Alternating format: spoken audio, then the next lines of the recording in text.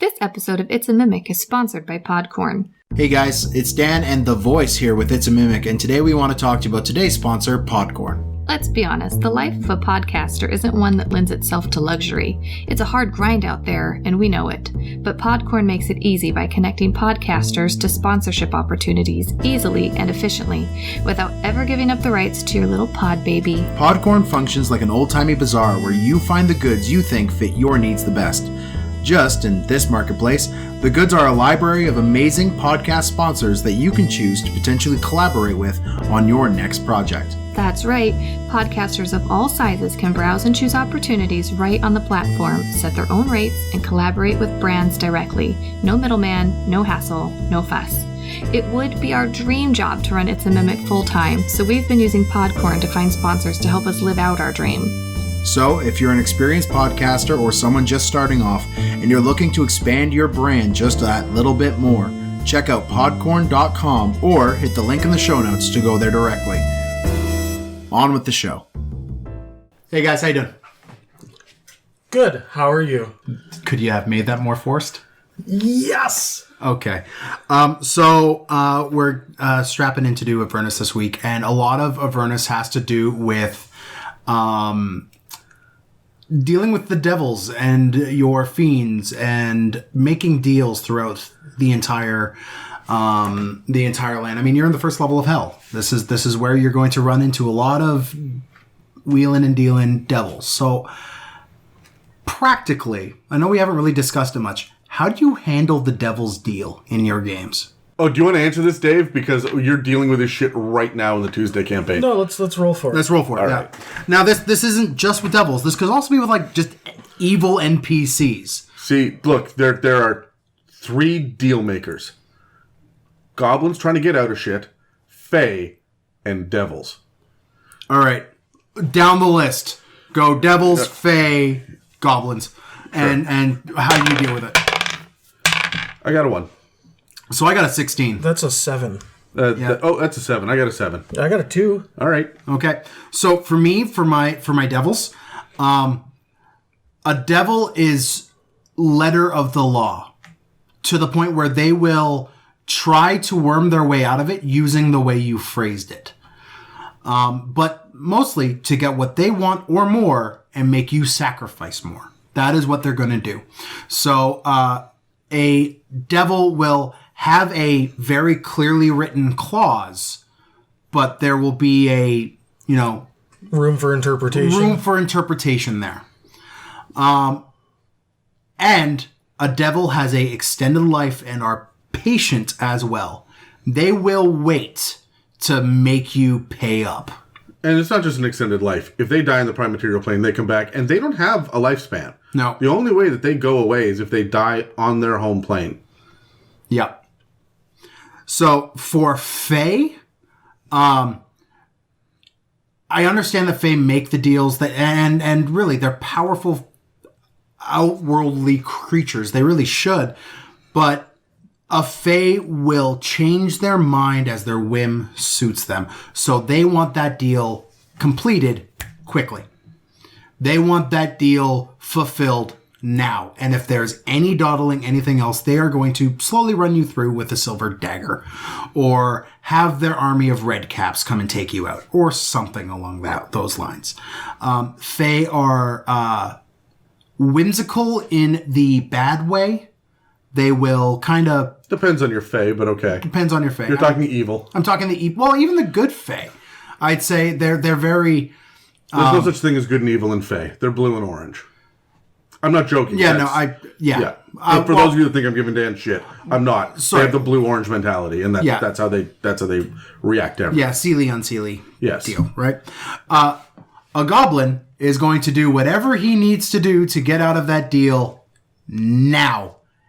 Long enough for you to turn your back and not look at him for 30 seconds so he could get the fuck out of town. That is what a goblin's going to do. He is going to grovel. He is going to kiss your feet. He's going to declare you are a deity to him until you look away and he could get away. So that's my answer on those ones. Okay, for me, my big thing is a deal is a deal is a deal. there are all sorts of people that will break promises all over the place. There are all sorts of laws and rules and even planes that are based around law. So when it comes time to actually make a deal, commit to the deal. That's what it is. So I love your idea of devils are evil and they're going to make deals and then like leave little clauses and stuff in it. But I like devils that are just straight up to the point. Here it is. And they're going to pick a very big temptation for you. They're going to really try to drag you into their world. And every deal, see, you get the first one free, right? They're drug dealers. Well, that's the thing. I don't think devils are about your soul. They're about the temptation. Well, no, see, I think they're about your soul as well, but they're not going to ask for your soul in the first round. They're going to ask for a soul. Doesn't matter who. It could be a cat. And then maybe a dog. Do cats have souls? Yeah, every living thing has a soul in D&D. Plants have souls in D&D. So they're going to start off with a blade of grass. Just that's it. And then a hamster, and then a crow, and then a bullet.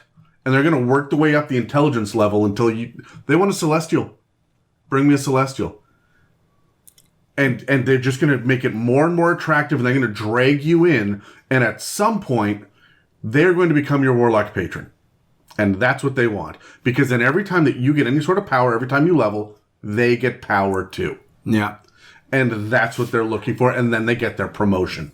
And so I think that they're very upfront. And when they say, hey, this is the rule, you follow the rule. And if you break it, they will come after you with the fury of hell, right? Yeah. But there it is. Like, this is it. I think Fae, however, they come from a very different mindset where they want... the mundane seems weird to them. It's all flipped on its head, right? It's like, I will give you all of this magic powder that I have. You'll be able to cast Wish 9 times a day. I don't care. Can I have buttons? I like buttons. I don't know. Who came up with these little things sewed on that go through holes and are hold shit together? That's brilliant. Because we've just been using this alchemical shit over here just for years, and like it's boring. It's mundane. It's got like some fairy dust in it and like pixie spit and shit. Pixie spit and shit. That's a good name for a punk metal band. I was going to say a punk album. Band, a punk album. That's a good one. Yeah. So anyway, that's Fae for me. They're a little bit weird, but they also have solid rules. For example, if you break bread at their table, you owe them. So when they say, come in for a rest, would you like something to eat? They want that from you. These are the rules, right? They'll never tell you their real name, and they may never show you their real form. If they have the ability to alter their self, they will. Yeah. And that's it. Like, they're always trying to keep the truth, and they want to know your truth, because if they get your real name, full name, the whole thing, titles included, including your birthplace, they have control over you, and you have disadvantage on saves against charm. Even if you're a gnome or an elf or whatever, I don't care. You made a deal with Fae. They know your shit. You should know better if you're an elf or a gnome as well. Yeah, and honestly, make a check on that. Like, yeah. I'll give that shit to you, right? And then when it comes to goblins absolutely 100% mean it in the moment. Yes, I will devote my life to you, 100%. They also have ADD. And that's what it comes down to. I will devote my life to you, 100%. Ooh, a bug. Well, that's just it. As soon as the threat is over, and you say, okay, you know what, we're not going to kill you. We're going to put you on a leash, and you're going to be our little mascot, right? And that's it. And you're walking down the road, pulling your goblin pet on a rope. And then the moment that you tie that rope up to the tree, the goblin will sit there and be like, okay, I'm bored. So I'm just going to take all the spokes off of the carriage wheel. All right. And when I'm done with that, I'm going to see how many times I can take your ancestral sword and beat it against this rock. See how loud I can make the sound. You don't want to make a deal with a goblin, because then you have a goblin around. And that's just a pain in the fucking ass. And so that's my answer on goblins. Okay. Dave? You know, I think one of the things that I really like doing is making deals with devils and trying to get out of them. Because normally, Adam, you've DM'd pretty much every devil deal that I've been a part of. There's a reason for that. I know. He's good at it, and it drives me nuts. So when creepily good at it. I know. He's done it to me as well with some hags. I believe that. Yeah. But and then started teasing information as the campaign grew on, and I'm like, it was a good a good situation before with the hags. Hags are fae or devil, by the way, depending on my perspective. So Yeah. But when I'm making a deal with the devil, I'm making a deal with Adam, who in this case is the devil, and in other cases, and I feel like you're not insulting me, man. it's an achievement in order to make that deal work in your favor. When you're making a deal with the devil, it's never going to work out for you, no matter what you do. Do you know what I'm talking about? Yeah. So when you do, it's almost like my personal mission. Oh, there's devils to make deals with? Oh, well, I'm going to pull one over on him. That's easy to do with a goblin. Honestly, I don't know a heck of a lot about fae, but I assume that you can probably make it work in your favor. Like you said, here's some buttons. That's great. Right, but then they're going to want all your buttons. And I do mean all. You had a couple fae that were just like, hair. Hair's great. I want all of Is that why you're bald? all of your hair. Yeah. Yeah, and then they'll eat it because they don't have a hair of their own. That makes sense. And that's what you do with hair. You eat it. Well, why not? Yeah. Right? It's like noodles. What were these things called? I don't remember what. They're in... They're Coreds. Coreds, yeah. Yeah, so because they're just hair-based fae. That's all they wanted was to just eat more hair because then they'll grow more hair. That's weird. Like their final form is like Cousin It. No. They've just got like the hair on their head and their beards. They look like just little leprechauns, really. But the hair on their head and their beards can be like 15 feet long, and they can attack with it. Yeah. Cool. Yeah, And like bind people with it. But my thing was, if you can get them more hair, they will eat more hair, and then they will. This campaign, I was playing a Minotaur, and Adam just like... You went unconscious, and they shaved your eyebrow. Yeah. I was very happy. Nice. That's how fae work for me, right? Yeah. Like they just got weird requests. Yeah. And I'd even put like... As you said, hags are kind of in that in-between. For me, genies and jinn are in that in-between as well. They could either ask for something really weird to grant you the wishes, or they could be letter of the law and will try to worm their way out of it as well. The other thing I want to say about fae, not hags. Hags are their own. They have a special place in my heart. But every other fae, when they make a deal, I don't know what that deal is until I've started speaking. They're completely reactionary and spur of the moment. So I don't know what they want. I know that there's a deal coming, and I'm going to sit there in the moment and say, okay, what can he see right now? Who is he with? There's a tiefling. There's a dragonborn. There is a dwarf. I want a beard. I want a beard. It's a red dragonborn. I want you to just spit fire all over you. Write my name in fire. Write your name in fire. Oh, God. Right? That's how I play too, because I didn't think that through. It's just like, here it comes. That's fae. So there you go. My Dragonborn character does that, gets halfway through the first 3 words, and then is like, crap, I got 10 more. I need a rest. And goblins, Dave? I mean, goblins, I almost feel bad taking advantage of them. I know that's kind of what they're there for, but I mean, I'm a good person, right? Well, you're half right. I'm good? You're a person. No, he isn't. No? But it's low-hanging fruit, right? I mean, day 1 playing D&D, you were interrogating goblins, trying to make deals in order to your storyline. And not just interrogating, like pulling toenails, right? Like you were torturing that's goblins. Advanced interrogation. I'm sorry, yes. Sorry, enhanced interrogation. Enhanced, yeah. Enhanced persuasion? Is that? Yeah. Yeah. Yeah, that's when you're messing with hangnails and stuff, right? Oh, God. We're back to that. No, we're not. Welcome to the It's a Mimic podcast with your DMs, Adam, Dan, and Dave. Welcome to another episode of the It's a Mimic podcast, the roundtable Dungeons and Dragons discussion where you never know what you're going to get. I'm Dan, and with me are Dave and Adam, and today we're talking about Avernus. Specifically, the lore around the top layer of the 9 hells, Avernus.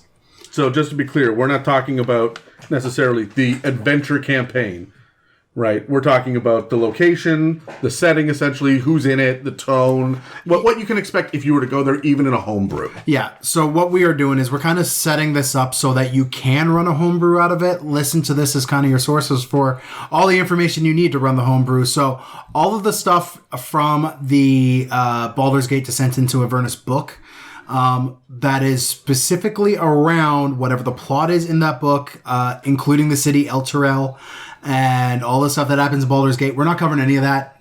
today. This is not going to be spoilerific for people. This isn't going to be spoilerific for people. This is saying who's in the realm, what's in the realm, why is the realm, how is the realm, but not... Pretty warm.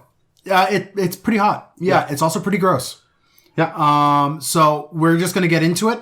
And then, of course, in our typical It's a Mimic fashion, we'll roll some dice and answer some questions. So right off the bat, we are going to talk more about the landscape, the rules, and the tone of Avernus. Okay, so before we go any further, if you're like, okay, so is this demons? Is it devils? What are we doing here? We did have all those specials on fiends. Yep. Right? I covered all of the devils. All of the devils. I went through every freaking one of them. And on top of that, I did one on the 9 hells where I went layer by layer through it, but really kind of the broad strokes of it. Yeah. So we're going to be hitting some specifics now. So those were episode 39, I believe was the number? 25. 25. It's one of those numbers, Dan, yes. If you see the letter F in the title, go with those ones. That's where it is. Yeah. Yeah. So there are 25A through F, I think. Yeah. So, so real quick, Avernus used to be a paradise.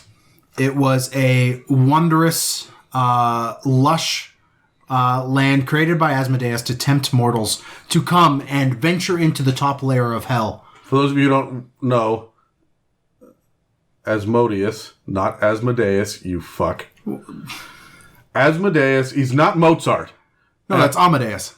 Right. He's Asmodeus. That just drives me up the wall. But both. No, he's not. God damn it.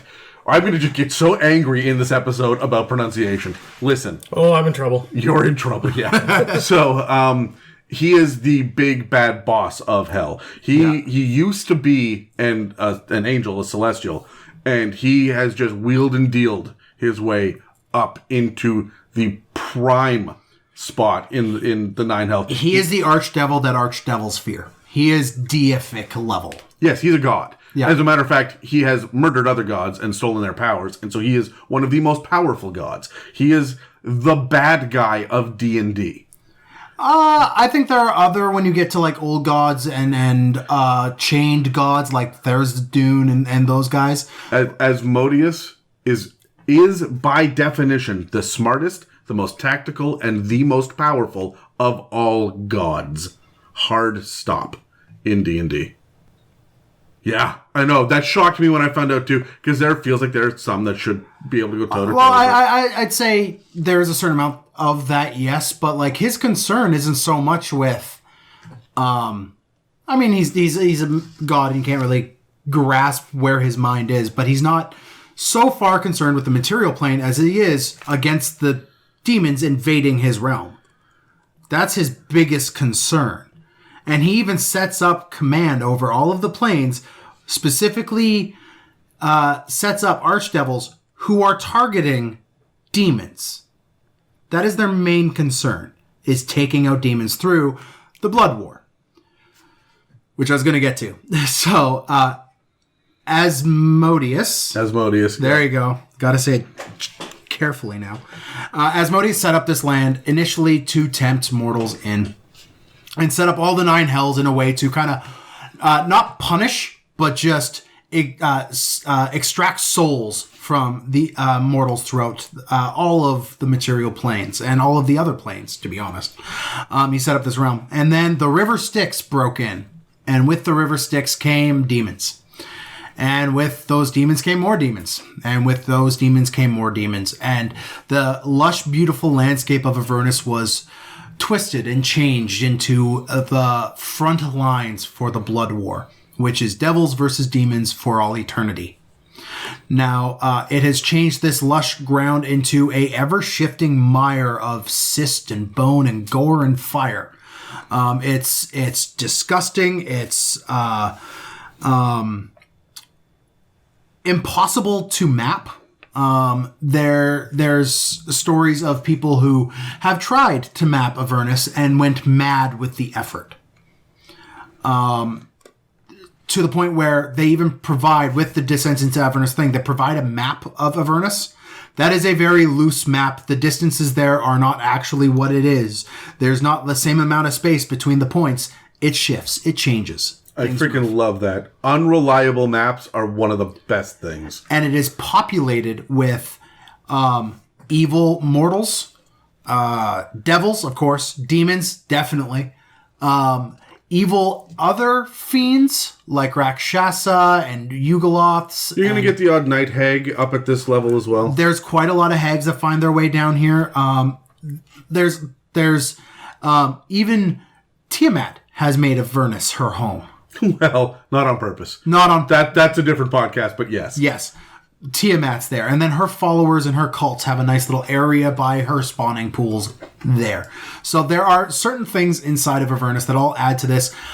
There is no day or night in Avernus. It is constant red, sooty air that is just oppressive and, in fact, causes a certain amount of exhaustion amongst your party if you're in it for too long. Right? You kind of have to guess how long the day's gone so that you could take your long rest again.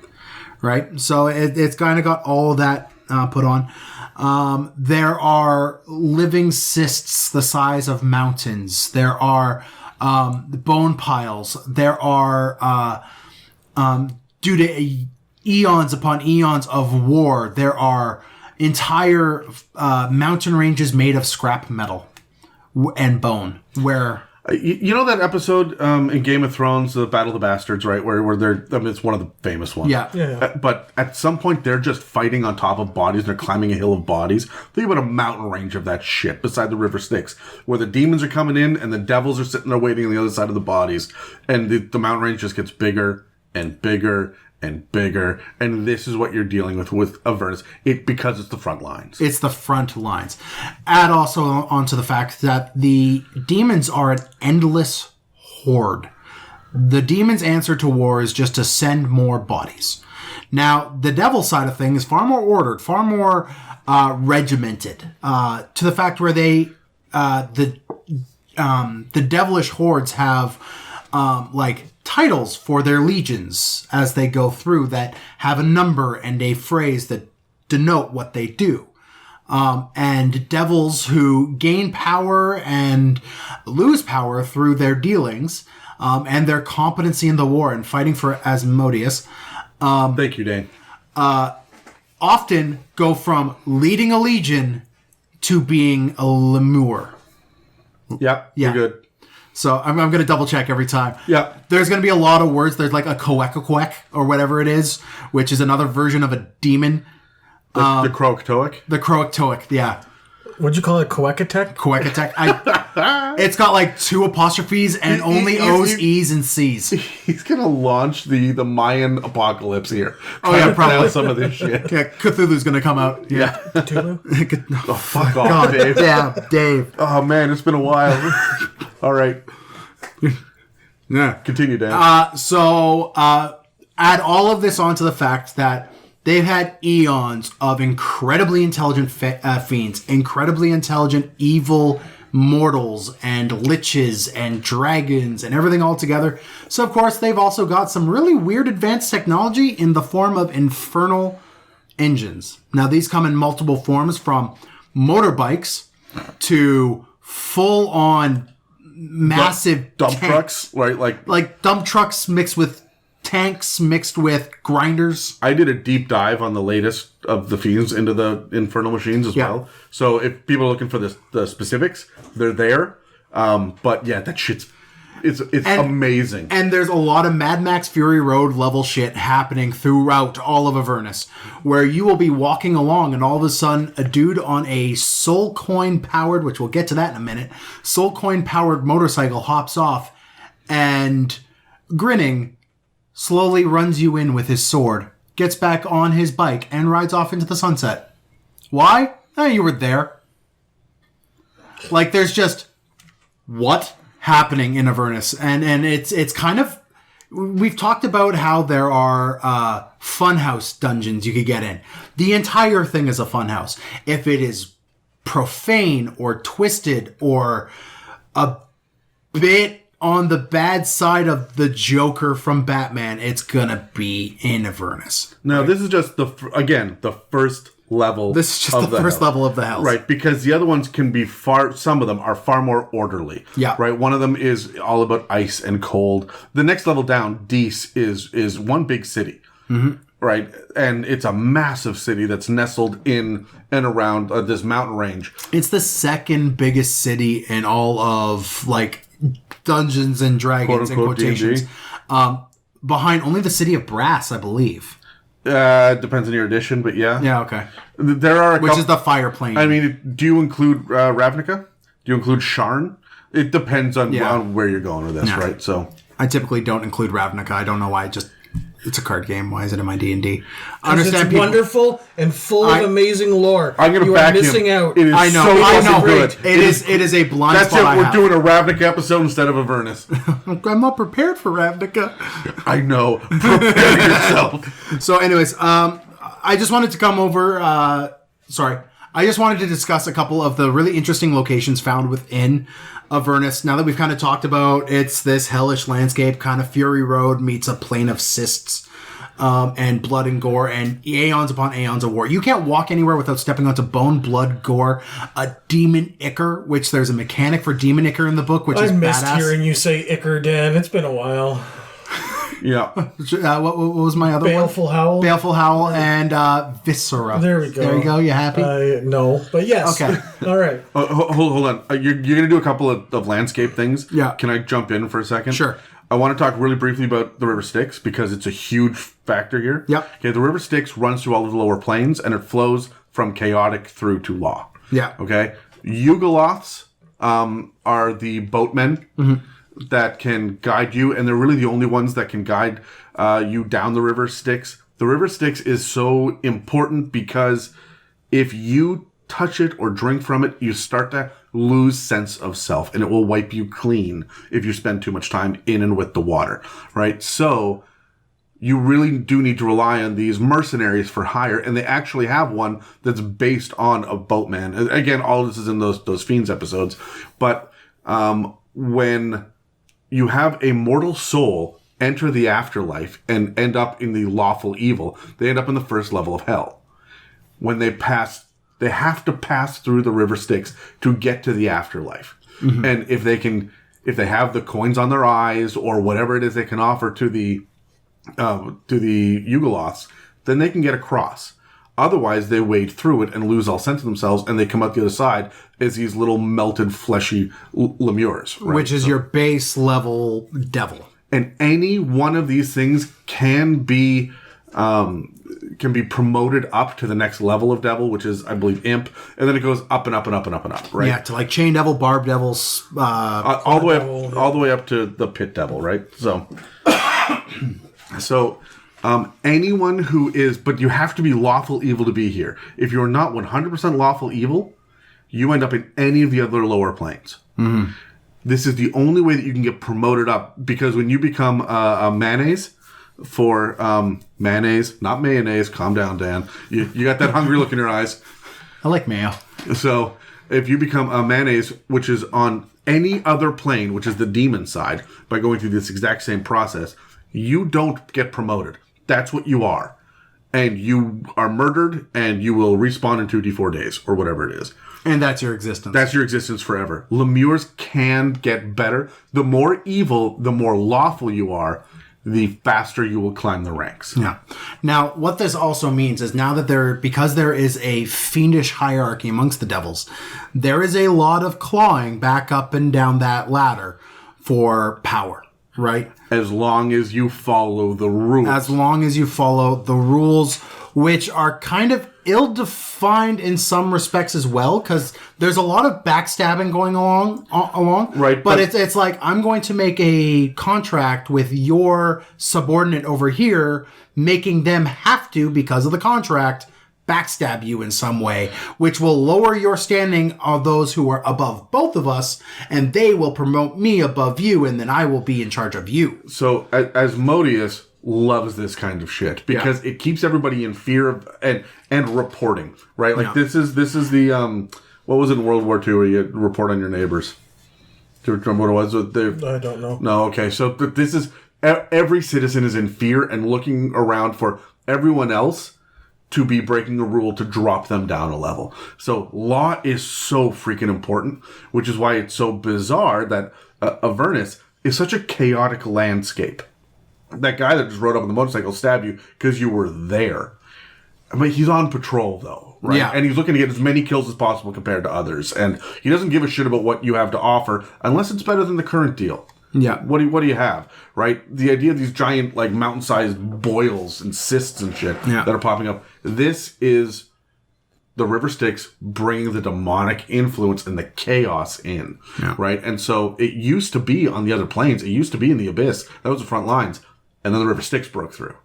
Right, and now it's here, and the devils are not happy about it. Yeah. So that's kind of the setting for why it is in this lawful evil plane. Why is there so much chaos on this level? And that's it's the demons. Well, And the other through thing, the River Styx. The other thing is like the floating fireballs that just like blow you the fuck up out of nowhere and shit. Like it is very chaotic. Meteors just fall from the sky and take you out. Yeah, it feels a lot like Limbo in a lot of ways. Yeah, I could see that. There's also beyond the devils, beyond the demons, beyond these other little types of fae and fiends, there are other kind of creations that have been coalesced from the agony and the despair brought by mortal souls onto this realm. Right? You are in hell. Don't get it twisted. You are in the top level of hell. So there's a lot of suffering going on around you, and not just from fiends, from mortal souls themselves. And those souls, that suffering, are all coalesced into a item called a soul coin. Now, this is very important. There's a lot of different ways to create soul coins, but the soul coins are the main currency. They are the main power source. They are the lifeblood of the hells. You don't operate one of these infernal engines without a soul coin. Most deals will in some way, shape, or form involve your soul in the form of a soul coin at the end of the day.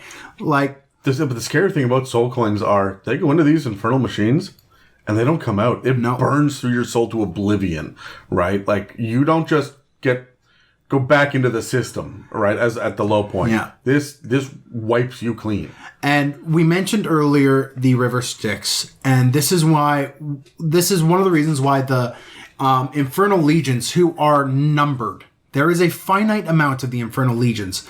One of the reasons why they've been able to stand for aeons against the demons and their endless hordes is because they have several large foundries almost over the River Styx itself, which the River Styx is a river of souls, is really what it comes down to. And they are pulling these souls straight out of the River Styx and turning them into coins. Is that in the book? Yeah? Yeah. Because until this book, it was just the waters of the River Styx. So yeah. So they are pulling these souls out. They're using them to power these massive fortresses that float through the entire plane.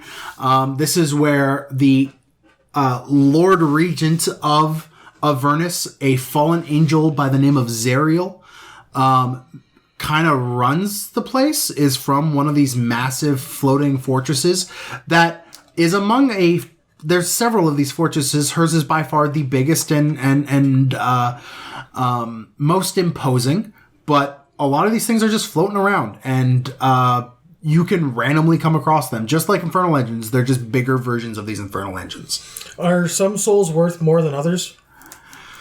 Yes. So you can get like premium grade coins for your if you were to have a soul that is worth more than others, let's say you want to turn Vecna into a soul coin. Mm-hmm. It's not gonna necessarily, I wouldn't have it be like ultra high test power. Yeah. You would just get more soul coins. You would just get more out of that soul. So when you're playing Sonic and he hits something sharp and just erupts in coin? Yeah, that's basically what you do with Vecna. Okay. He just erupts in hundreds upon hundreds of soul coins. Sure, makes sense. Right? Yeah. So there's those. There are also echoes of... this is another one of these locations that is found in Avernus. There are echoes of the Grandeur and the paradise that this once was, but it's been twisted by the aeons of war and death and suffering in these forms of bone brambles, which is the closest you get to a forest in Avernus. And these things are typically ash-white trees that bleed red. The grounds themselves are barren, bony barren, bony undergrowth throughout these things with twisting, bony roots coming from these trees. We're going to take it back to see how many more times you can say bony. There's a bunch of bony spurs sticking out of the trees that are sharpened to absolute spikes. And these groves and these forests are manned by the floating ghosts and the disembodied dead. Is it weird that I want to go here? This sounds really cool. Oh, wait for next week. You're heading there, bud. If you guys want a real world kind of picture of this, I saw this funny enough today on It's called Australia? No. It's called the Dark Forest in Northern Ireland. It is exactly what I picture this to be. It is just mangled, densely packed white trees that look like the trees themselves are here to kill you. The other thing that I put in with them, you talk about paradise. Have you guys seen Fantasia? Like of course. Okay, so there's one segment in it where they've got all the centaurs running around with each other, right? And they've got the Roman columns and whatnot. That's what I imagine Elysium to be. Yep. However, I also imagine Avernus to be the exact same thing, only it has fallen to ruin. So you do find these Roman columns or the Greek style gazebos that they would have, these open air or the like auditoriums almost. Yep. That you would run across one of these things that's just been defiled and desecrated and half destroyed. You're going to find bits and pieces of this as well. If you want to inject the concept of the history of Avernus, that's how I would do it as well. If that's going to be a major plot point. Otherwise, they're just walking through the White Forest. Yeah. Right? Oh, yeah. It doesn't have the flavor it should. Yeah, I feel like a lot of this stuff needs to be exposition from an NPC because your players won't necessarily automatically know this shit. You'll describe this really cool thing, but they're not going to understand the meaning behind it. So you need to inject more to it. Yeah, exactly. Now, there's also, I mentioned earlier, these massive, mountain-sized cysts. There's something called the Bleeding Citadel, which is built on top of one of these cysts. I like the idea of cutting one open and having like a pus volcano. No, literally. Yeah. Yes. Yeah. In fact, I like the idea of it also like deflating like a whoopee cushion and makes that noise as the city on top just kind of like topples and falls. Or just deflates into it. Yeah. Yeah. I'm into it. Yeah. In the base of one of these, where like the Bleeding Citadel is, which the Bleeding Citadel is kind of another one of those seats of power within. It is where Zeriel's sword is held, which is important because she's a fallen angel and it's her angelic sword. There is in the basement of this one of those Croic Toic. No, Croics. There's no T in it. Is there? If you're talking about Ianagu's pet, yeah. The Croic Toic. Yeah. Because there's only one. Yeah. And it's not the kind of demon he is. That's his name. That's his name. Yeah. And he's the only one like that. So, the Croic Toic is known to be there. As well as, Ianagu's forces on Avernus kind of make that area their home as well. I freaking love Ianagu. Oh, Ianagu's one of my favorite demon princes. Yeah. Croic Toic, yeah. It's rough. It is really rough. There's a pronunciation guide. Wait, what's Asmodeus? Asmodeus or Asmodeus. No. Either or. No, mine's right. It says it right in the book. Yeah. Mine's right. Anyway, continue. So, anyways, on top of all this, these locations, I mean, you kind of get the feel and the tone of this place. So let's talk about a couple of the rules that they've brought in through the Descent into Avernus book that kind of can help you enforce this tone. There are daily exhaustion rolls. There are, if you are not lawful evil, roll a wisdom save every day. And if you are, if you fail that save, you are turned to be lawful evil as an alignment for your character, and that would change all your motivations for your character. And if you stay in the in Avernus for 1d4 days, that becomes permanent. So don't fail that wisdom save, kids. Right? There is the entire soul coin rule set, which will really help your characters gain wealth and notoriety within the planes of Avernus. And then there's basic dealing with devils. Other than that, and like the Infernal Engines and how to build your own Infernal Engines, it's very Mad Max. No two Infernal Engines are the same. So this really reminds me, this is an old video game that I used to play on, I think, the 360. It's called Brutal Legend. Yeah. You know what I'm talking about? Yeah. Jack Black voices of It's Jack very, Black. it's very Brutal Legend inspired. Yeah. Great game. Very, very, very, very good game. Anyways, so guys, we've talked about the tone. We've talked about some of these rules. We've talked about the general locations here. Does this interest you at all as a player? Are we rolling it? We're going to roll for this. Okay. Does this interest you as a DM, as a player, and why? Okay. Got a 7. 18. 5. Adam.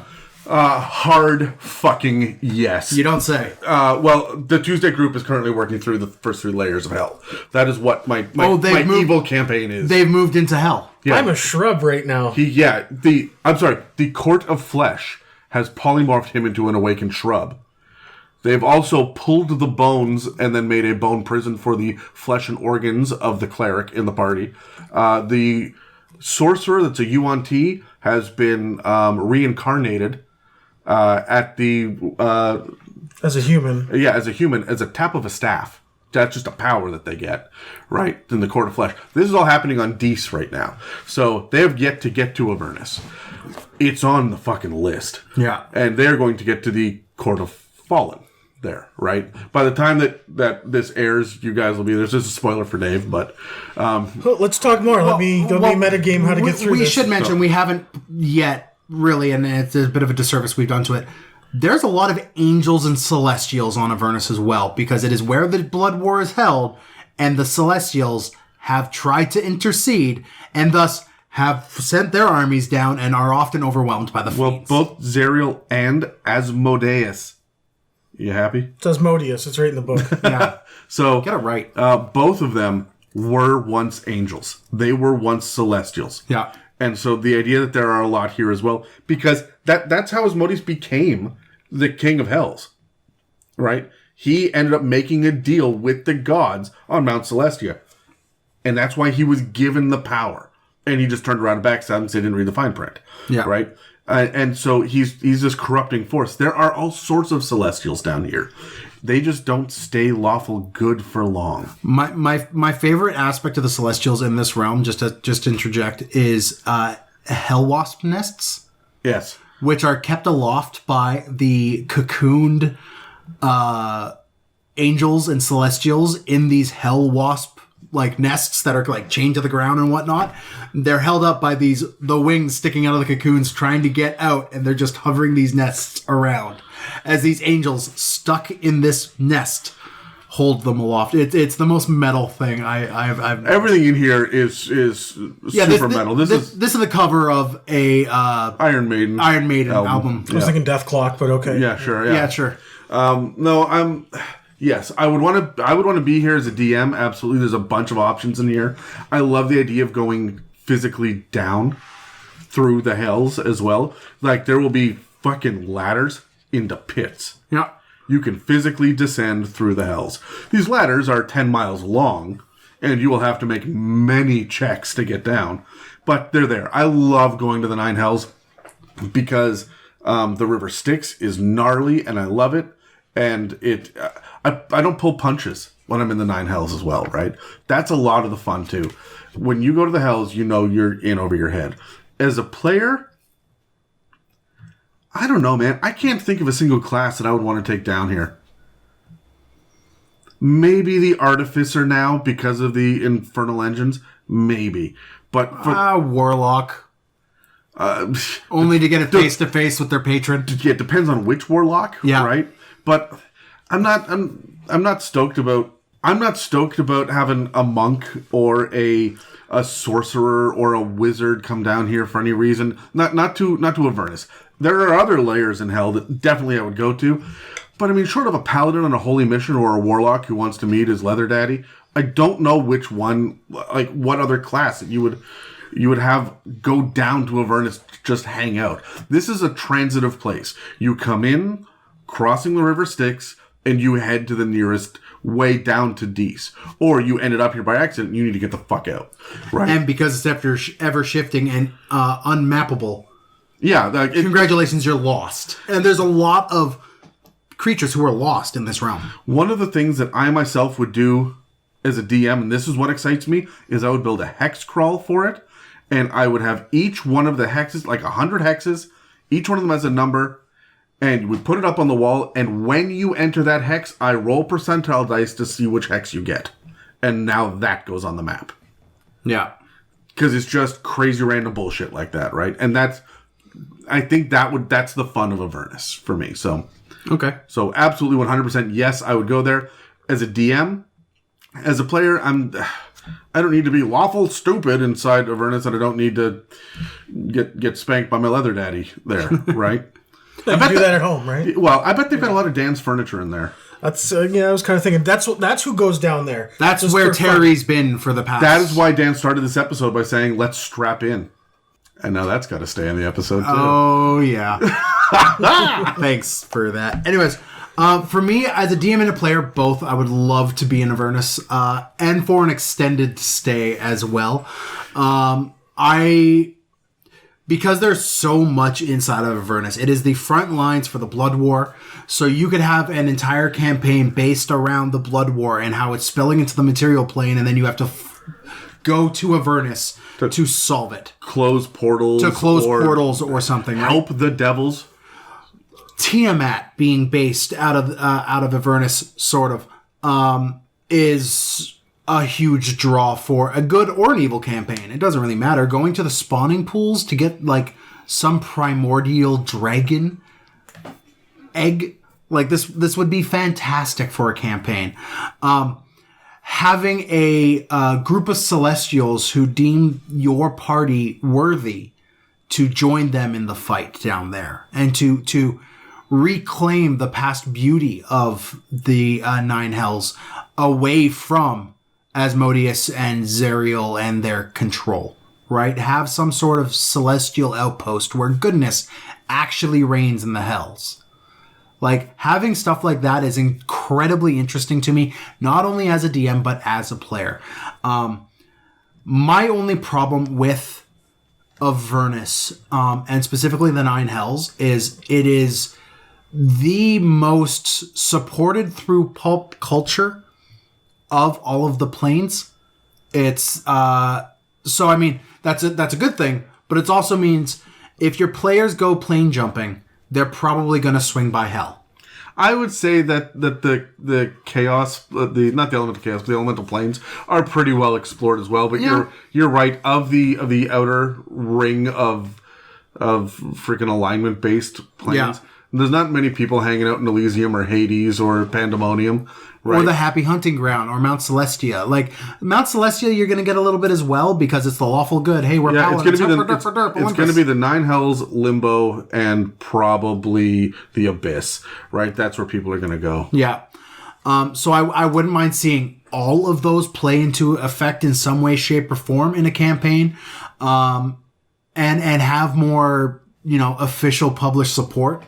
Other than like a paragraph in the DMG. See, that's not a complaint about Avernus, though. That's not a complaint about Avernus. So, it is more a complaint about the other things, and is one of the reasons why, if I was to do Avernus, I would definitely, because I've established that plane travel is now a thing, I would be looking into going to the other planes as well, and that's just not as well supported as it is with the first layer of the Nine Hells. Well, you see, yes, you are correct in this. My big thing is that the book that they released gets you levels 1 to 13. Yeah. 14 and beyond can be one of the other planes, or many of the other planes, or another layer of hell, or whatever it is. It gives you a good foothold. Yeah. And I really like the idea of getting halfway through this campaign and then spiraling out to something radically different. Yeah. No, I'm with you on that one. So that's me. It interests me, but I would definitely use it as a jumping post, right? Like it is a starting point for me. Dave? The reason I like it as a DM is the same reason that I don't like it as a player, and that's that there's a lot to keep track of. Yep, no, I get you. And it kind of changes what you know and flips it all around. And, your guys might be used to being only on the material plane. I mean, I never really got into planar travel until I was, over a decade playing D&D. But it really changes things up a lot, and it really kind of flips it over. As a player, I don't mind little stints going down there and doing that, but I don't want to relearn a culture. I don't want to relearn rules. I don't want to relearn how everything works. Especially, there are rules in this book that twist how your spells work. Yeah, that should happen on every plane. You are absolutely right. I agree with you. And as a player, I hate it. As a DM, I love it. It's great. It's wonderful. But as a player, it's infuriating. Yeah, it is. It changes what you were trying to do with your player, and it can flip it around. I don't see it being any different than playing in the Forgotten Realms for 3 years and then playing in Eberron. You're rewriting the rules enough that, even Dwarvish doesn't necessarily apply to dwarves anymore. Right? That is hard baked into Eberron. So no, I see it as being the same thing. If you're switching from Forgotten Realms to Eberron, you're starting a new campaign. Yeah, but if you are playing for 3 or 4 years and then you jump into this book, it starts at level 1. You're starting a new campaign. Well, I'm not even saying coming into this campaign, but this campaign setting. You could come into here after you've played a 4-year game. Why the hell not? Well, you can do that in Eberron, too. You could do that to Eberron as well. You can walk through a portal and bang, you're there. The thing that keeps on coming to my mind is, if you have that one arcane trickster rogue who lost his arm because of story reasons, probably the Gnome Archer took it out, 2 years ago, and has been using his mage hand as a phantom limb. All of a sudden, he's coming to Avernus, and now that phantom limb is fiendish. And just it smells a little bit like sulfur. You cast your mage hand and this burst of brimstone hits your nose. Yeah, man, that's awesome. That's awesome. As a player, say, if that didn't fit the tone I was going, that would annoy the hell out of me and make me want to leave. Think of it this way. When we just got transported to it was a big brass statue of an imp named Camion, and we were inside of it. And when we got there, we knew that we were in one of the hells. We didn't know where, but as players, maybe not as characters, but as players, we knew we were there, and we all kind of stopped. And we froze, and we didn't know what to do, and we were afraid to make even the most mundane of actions because we didn't know how it was going to affect us. As a DM, I love watching my players squirm. You know what? As a player, I don't like squirming. 100% with you. Planar travel should do that. I remember we've gone to the Feywild in our campaign. Yeah, and you're shut up blind. We spent the first half of an session blind. And Adam was dropping down battle maps where just colors were just thrown on a board, right? And we're okay, so everything's foggy because we're all blind and overwhelmed by the sensory input of the Feywild. And then after we spent a little bit of time, he swapped the battle maps out for one that was a little bit more clear. And they just got clearer and clearer and clearer. And the thing was that there was a battle map to start with in the prime material plane. And the final Feywild plane was exactly the same, but the plants were bigger and they were brighter colors. Yeah. And they were kind of deadly. And this one's poison, and this one is 9 times the... But that's because the Feywild is also one of those mirror planes. It's supposed to do that. Avernus doesn't have that bounds to it. Mm-hmm. It's just insanity, Mad Max, go nuts, right? So... it should jar you. I don't even see insanity Mad Max go nuts right away. I think that if you're going to plane shift there, and you're not really sure where exactly you're going to land, you just walk through a portal and bam, you're in Avernus.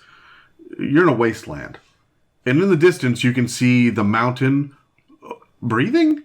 Yep. What the shit is that about? And then a fireball just explodes beside you, and you hear the roar of a sound you've never heard before: machine.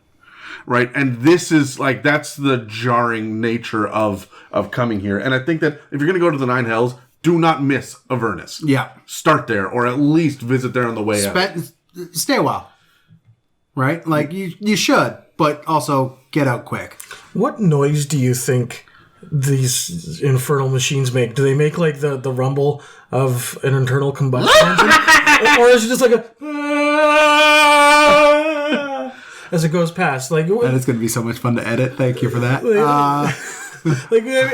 What? Sorry, I'm off on a tangent here. No.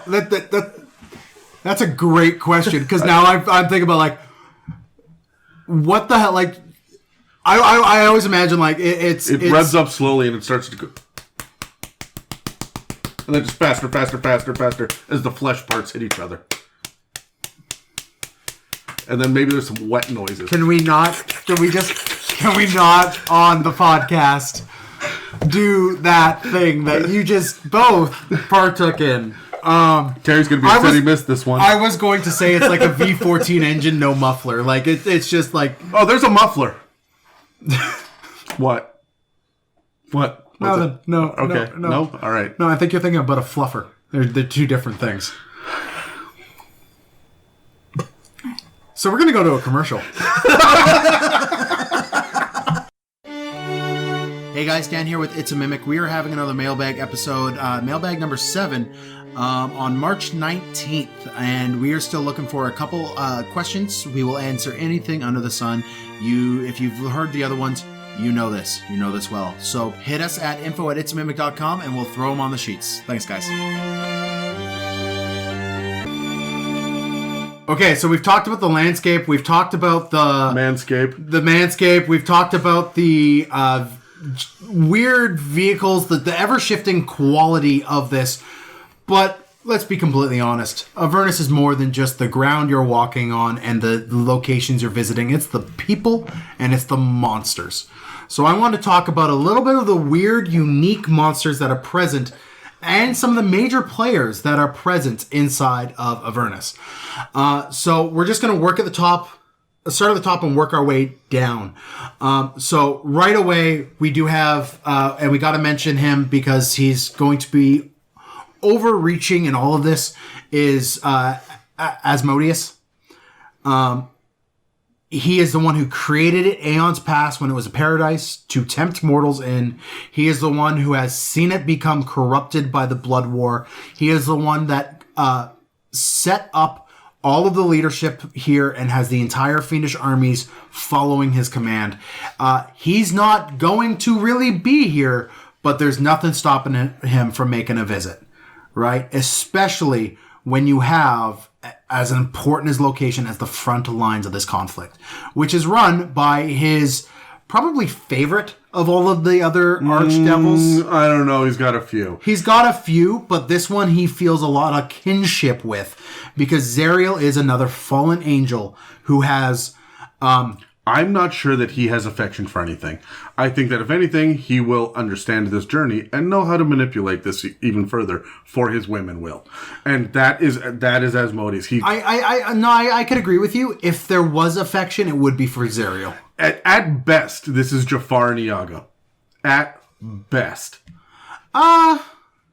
Sure. No, I'm with you just because Asmodeus is he's the big evil. Yeah. There's no shred of redemption available to him. No. But there is to Zariel. Zariel is not fully wrapped in her corruption yet. And let's be completely honest, if you're going to be doing Avernus, you'll see that storyline unfold. So Zariel is the fallen angel sent, she herself was forbidden to come from Mount Celestia to kind of attack and fight in the blood war to put the end to all the fiends. So she instead rebelled against Mount Celestia, grabbed up her own army, came down here, fought a little bit, and then because she rebelled and had already had that mustard seed of doubt and I don't know for another word, but sin in her life, she became Zariel. She fell and became this archdevil that runs this place. However, to become the archdevil, she had to remove somebody, and that's when we have our second in command, Bel. Bel is an interesting pronunciation. That's Bhaal. No, it's Bel. Okay. Yeah. All right. Yeah. Bel is the former ruler of Avernus, and he so very much wants that seat of power back. He hates Zeriel with every fiber of his being. His sole goal is to get his seat of power back, and here's this angel bitch taking it from him. Bel And that, when she took it from him, that was supported by the higher-ups. Yeah. Like, he was fucking ousted, and he's not happy about it. Right? So, Bel is been told to be an advisor to Zariel as the former ruler, and has been told by the higher-ups, which, let's be honest, the higher-ups is Asmodeus, has been told that he has to help her in any way possible. So he's going to. But that doesn't mean he's not going to scheme behind her back. Now, underneath Bel are the legions of devils and their normal hierarchy all the way through, from the pit fiends all the way to the lemures. There's a couple named pit fiends in this area, but to be completely honest, they're not big enough movers or shakers to really mention here. But what there are, on top of the devilish hordes, there are also the demons. And the demons in Avernus, there's a few demon princes that have called this place not necessarily home, but definitely their stomping grounds. Yeah, it's their vacation spot. It's a vacation spot. And you have some like Yanogu is here. Baphomet's wandering around. Gratz makes his appearance occasionally. That makes a lot of sense thematically with the angelic nature of Grazit as well. Yep. And in Avernus, there's a couple of new... like generals? No, there's a couple of new demons that have made their presence known. Namely, the demon prince Kozchichi. I'm sorry? Yeah, I can't... Kozchichi. Demon lord worshipped by some frost giants? Yeah, so he is a demon lord who is kind of like a squat hill giant is what he's described as, or like mixture between an ogre. And he is bound in one of these areas called Kozchichi's Maw, where he's bound, and Zariel has bound him there and is using his weapon. He's got this massive fuck-off hammer that is Zariel's favorite weapon. So do I. So there's a couple of those guys, but beyond the demon princes, beyond the hordes of demons themselves, beyond the archfiends and the fiendish legions, there are a bunch of movers and shakers that don't quite fit the mold here. There's Tiamat. There is Arkham the Cruel, who is the red dragonborn paladin of Tiamat, popularized by Joe Manganiello in Critical Role, who has been put in this book. Now, he is the wielder of the Hand of Vecna. He's got a lot of story. There's his whole coterie that's around him, which includes a death cleric turtle and a minotaur barbarian. Not to mention all of the hordes of cultists of Tiamat that have found their way down here to the spawning pools. And, of course, Tiamat herself. You're going to find a lot of chromatic dragons in Avernus. You are. Tons of them. You are also going to find... with the Infernal Engines and Wastelands and Mad Max feel, that's just not right unless you have war gangs. And who else to lead the war gangs than Warlords? So there are the Warlords of Avernus who run their own little gangs and vie for power. They're usually subservient to one or the other side of the Blood War, but also have their own political mess happening in between. And these are like these are the leader of the Knucklebones, the Night Hag, Mad Maggie, who has her flesh golem that follows her around everywhere, named Mikey, which I friggin' love. There's Raga Draga, who is a wereboar, who is part of this as well. There's also, and I'm just going to go down the list here, Bitter Breath, a demoted, wingless, voiceless horn devil. A human archmage necromancer named Feanor. There is a shamed chain devil who has broken the infernal hierarchy and started his chain of command, as you might say. Yeah, named Princeps Kovic. And I miss Terry. On top of all of this, there is Mahathi. And Mahathi is the Rakshasa. Is that your wife? Is that what you call her? Mahathi? Sure. Okay. Yeah. But Mahathi, who is a Rakshasa, runs what is called the Wandering Emporium, which is a moving bazaar of merchants and crafters, and if Gnomes. there's anything in the multiverse that you need to buy, he will have it, and he will give it to you for a price. And keep in mind, he is a super evil, fiendish Rakshasa. So it's this cool little thing there. So there's also things like Sibrieks floating around, which are demons. There are abyssal chickens, which are tiny little creatures that have fleshy flaps on their back that look like these spikes that peel apart with the gore and like fluid connecting them in the gross infernal way to fly and peck at your party. There are swarms of sturges and your favorite hell thing wasps, and this is not including all of the other demons and devils and fiends that call this place home. So, guys, there's a lot of these weird little creatures here, from the Croatoic, who is a massive slug-like demon that lives in the cyst of the Bleeding Citadel, and if you free it, is ferried around all of Avernus, just consuming everything with its gigantic mouth. It is the favored pet of the demon prince Ionogu. There's all these really cool things. I just want to know, guys, with all of these interesting creatures and denizens in this realm, what's your most favorite and what's your least favorite of these? We made a little bit of clarification on some of them because... So I got a 4. I guess I'm going first.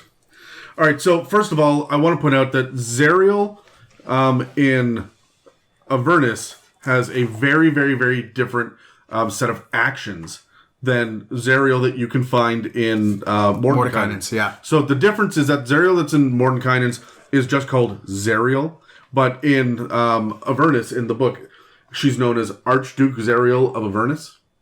And this is why I would choose her. First of all, CR26. Right, so she's one of the most powerful statted up creatures in the game. Yeah, I like her there, not for the campaign that was printed, because, I mean, you get up to level 13. You're a half as powerful as you need to be, right? And you'll never get as powerful as she is. But I like the idea that she can just stomp around and fuck you up. In Mordenkainen's, she's got a longsword attack and a javelin attack. Everything else appears to be the same. However, in the actual Baldur's Gate book, we get a flail and a Madalotic. That's the hammer. That's the hammer, right? So, yeah. So she's got essentially these additional things that she can do. She doesn't have a longsword in the campaign, but I would 100%, because she has legendary actions, she can teleport, or she can use her immolating gaze for 2 points, right? Why not have her have the longsword and the javelin options from Mordenkainen's? If you're gonna end up battling her, having a couple of one action only, like one legendary action, instead of using the 2 for the immolating gaze, or just a movement, right? If she's standing beside someone and you just want to like reach out and fucking hack someone to bits, that's where I would would be to Mordenkainen's. So you may have to combine the 2 stat blocks a little bit, but really it's just these 2 attacks. Everything else, and the artwork is radically different for Zariel. Oh yeah. So she looks kind of like a burning tiefling almost in Mordenkainen's, and then like a bald kick-ass like a Valkyrie, like a vampire from season 7 of Buffy with wings in the actual Descent into Avernus. So, you know, I like a lot of the stuff. I like the fact that there are these gangs, and I think of them as being like mayors underneath the governor. Yep. Right? Asmodeus comes in kicking ass as the president, and then Zariel is the governor, and then you got these guys as mayors of their own little cities where the boundaries and the borders are always shifting and they're vying for power. Right? I like all that. I love the idea of there being a war boar holding his own. Yeah. That's a lot of fun. Sibrieks being there, just like making the world mad. And I think that the Sibrieks being there and the fact that there are these giant like pulsating cysts and boils and shit, that all goes right into the twisting flesh Yeah. And the perversion of the area. So I really like that. I'm not a fan of low-level devils. I think they're kind of... Not powerful enough? They're great for roleplay. But even a bearded devil, by the time that you go to fight one, they're kind of mundane and boring. There's not a whole lot. Any devil below CR5. There's like a peak in usefulness with Imp, and then everything kind of drops out until you start getting towards the Chain Devil, Pit Fiend. I just ran a Chain Devil in the Tuesday group, and they fucking stomped them. And, like, easily. They stomped him, and I ramped him way up as well. Okay. And so they're not nearly as powerful because his big thing is the environment. The chains come alive. But it's really limited. The action economy works against you with any of these guys. But then if you start throwing 3 or 4 of them at a time, you start to run into issues. Yeah. So can I answer your question with something outside the box, a little homebrewy? Sure. In Mordenkainen's, there are the Sorrow Sworn. Okay. And they are Shadowfell creatures that are based on pure emotion and misery. And they are, off the top of my head, the lost, the hungry, the angry, the lonely, and the wretched. And they are varying different CRs. Each one of them has a crazy unique power. I would have these guys be different levels of Lemure. I would use their stat blocks, but have these flesh-colored, kind of melted, horrible, bizarre-looking things moving around in packs. Or, like, the angry is a little bit too powerful to move in a pack. But the lost and the wretched. And the hungry. Yeah, these things just wandering around being miserable. The thing that I'm missing from the Hells are the 7 deadly sins. And these are kind of halfway there. Yeah. And so I really like the idea of just reskinning them to be devils, to be lemures. And making them move in little packs. Maybe you depower some of the higher powered ones and have them move through so that you get the idea of lost souls. That's one of the things that I love about Dante's Inferno is when you go on that tour, you see what is happening to the tortured souls. We don't really get that because it's pretty fucking dark for D&D. Yeah. The idea of torturing these defenseless little creatures of misery and pain and sorrow. And I mean, unless you've got a good party that is okay with pushing those boundaries, that can be freaking trigger inducing, right? Yeah. So I like the idea of having ones that have gotten out or that the imps have been bored playing with. So they've twisted and tormented the physical form. And now he's out there just starving to death forever. Right. And now you have the hungry. Yeah. And so this is where I would start to bring in some other ideas because I just don't like low-level fiends. I love fiends. Low-level fiends don't quite scratch that itch for you. No, that's right. There's a lot of cool cultist stuff. There's a lot of cool high-level stuff. But you're only going to get to, like, CR13 in this adventure module, right? Yeah. Are you fighting Yinagu or the Krokatoic or Baphomet? Or how many Sybriexes are you taking on? Not many, if any. Yeah. Right? You just can't take... They got stat blocks for Amnesu in here. Those guys will wreck a level 14 party. Right? So, like, good for roleplay, but there's not a whole lot of combat mechanic options for fiends. And so that's where I would... In my own homebrew in Avernus, that's where I would start looking. Okay, cool. Is in Mordenkainen's and the Shadowfell. There's a lot of emotion and the opposite of there's a lot of apathy creatures in the Shadowfell as well, which could make sense in Avernus as well, right? So cool. Dave, you got next highest with your 5. Yeah, hooray. The one thing I really look for when I'm making encounters for my guys is, honestly, I don't do a lot of prep. Dan, you can understand where I'm coming from on this one. Yeah, I'm with you. can you guys read? Quite well. Hold on, let me get there. All right. So what This I do... is part of your discussion? Yes, absolutely. So what I do I'm is concerned for what's coming. I grab a book, monster manual, whatever, and I kind of just flip through The it. dictionary. And no, that's too many Oh, okay. words. Yeah, not enough pictures. Okay. But I genuinely just find something that looks badass. I find something that I can You describe. go off the pictures? Is that what it is? Yes, I go off the pictures. No, I don't read them. I kind of make it up as I go, and I just kind of try to find the most badass looking thing that I can describe that kind of... You are chaotic neutral. I try to evoke emotion through description rather than through circumstance. Stat block, Yeah.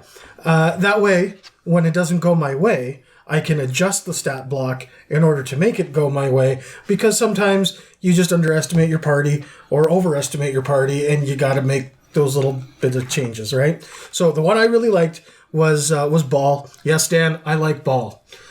He is great. He looks Bhaal. Sure. Yeah. Yeah. No, that's how you pronounce it, but that's how you spell it. Yeah. I mean, his face is a skull. It's flayed. There's no flesh. He's surrounded by a halo of blood. This is great. This can evoke so much more, thought from your guys. Like, we're like... Yeah, you're gonna get real reactions from them as you start to describe this. Exactly. You're gonna make them squirm a little bit. You're gonna be like, Ball, that's nuts. What? Are you guys feeling... You're really starting to testy me. Continue, Dave. Testicles. Dan, please. Oh, sorry. I'm trying to do something here, Dan. This is a family Involving podcast. balls? Is it? Yeah. Oh, okay. All right. Yeah. So I like Ball. He's a big bully. He likes to command people around. He's a big boss guy. I like him. He's great. I like Ball. The one I didn't care for was, I'm going to butcher this, Nuparibo. For the exact same reason that I liked Ball, I don't like Nuparibo. Because it looks like a testicle? It looks like... With arms? A giant sack You of testicles. go to a doctor. Yeah, this shouldn't look like this. This looks like... I absolutely love Nuparibo. Because they move. Look, what's their CR? First of all, they're like CR half, CR quarter, CR 8.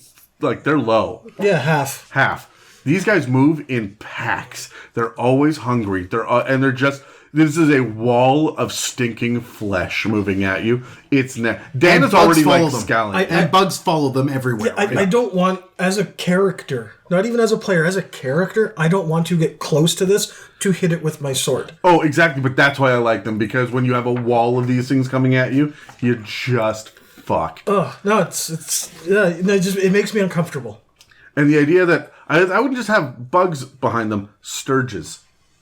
Yeah. Right? And how wasps would follow as well. Like, yeah, I just love... Sorry. I know you don't like them, and it was your turn to answer, but Nuparibo, they have a use.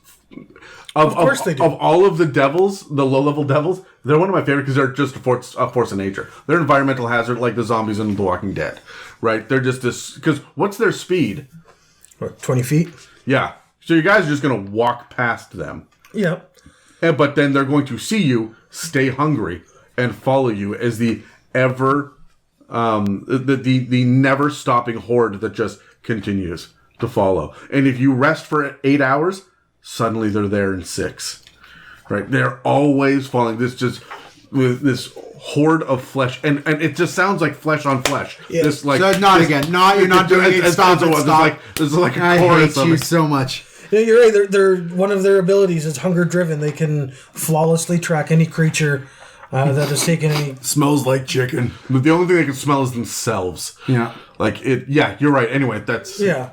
So... No, they make me uncomfortable. I don't like them. All right. No, that's fine. I will definitely inject that in the Tuesday game now. Great. Okay, so I've got a couple things in this game that I absolutely...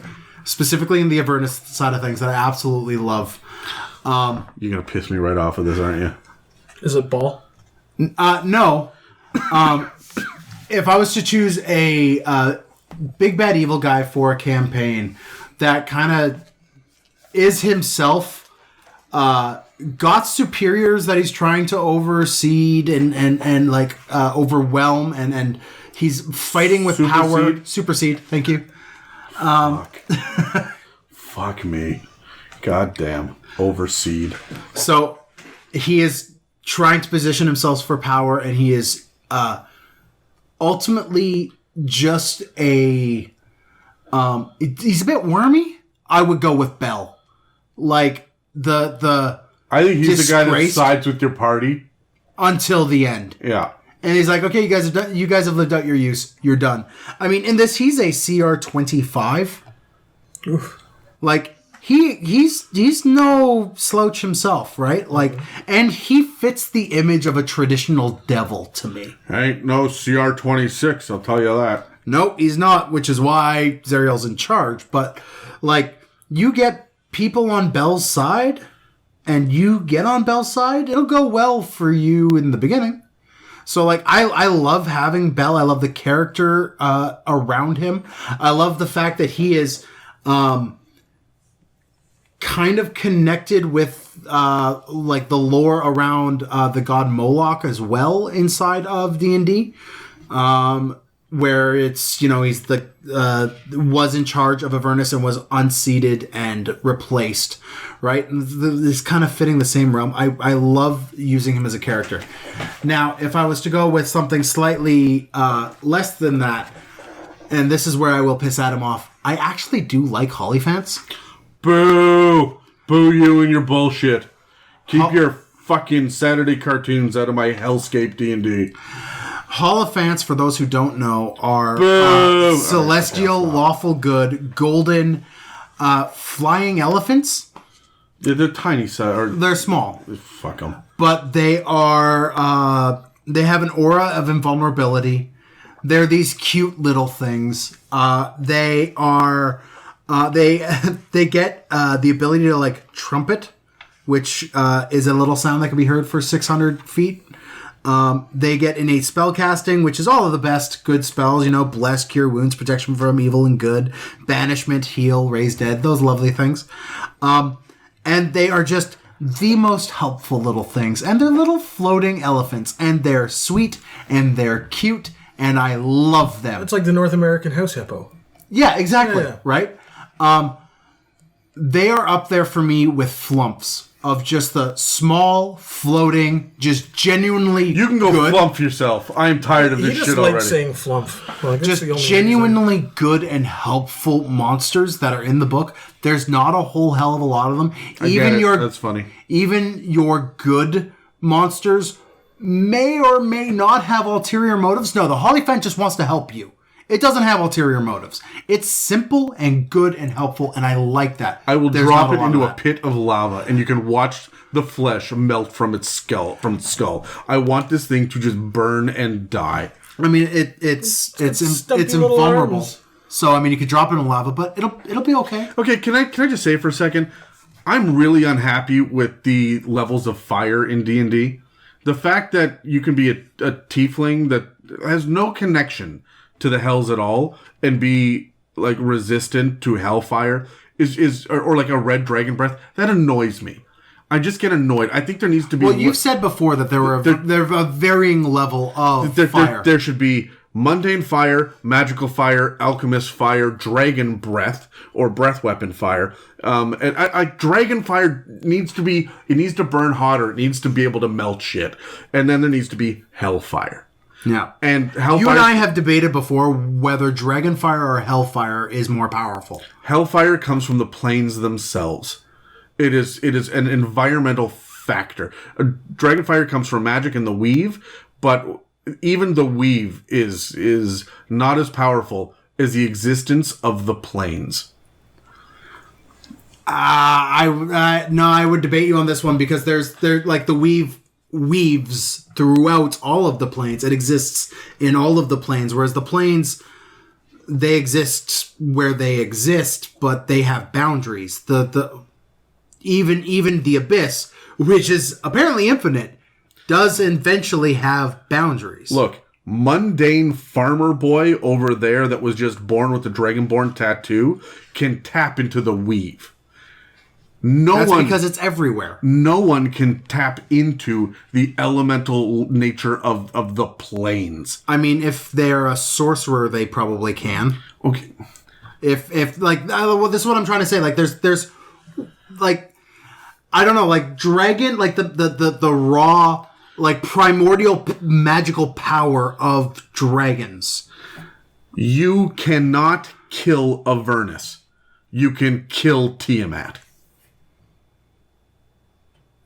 I would say you can kill Avernus. You can destroy a plane of reality. Not with a fucking sword. I mean, You do it with 2 bags of holding, right? Yeah, well, pretty much, yeah.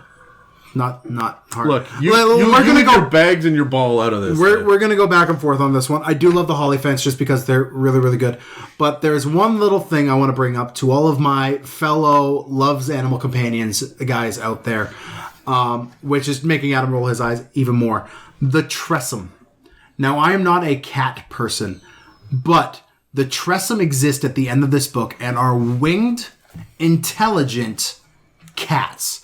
If you have improved familiar or some, like you're a Pact of the Chain Warlock, I would open up the possibility of having a Tressum. They are brilliant familiars, and they're really only found in the back of this book. They're not really found anywhere else. They're mischievous. They're tiny little monstrosities. But they get things like they can detect invisibility. They have a keen sense of smell.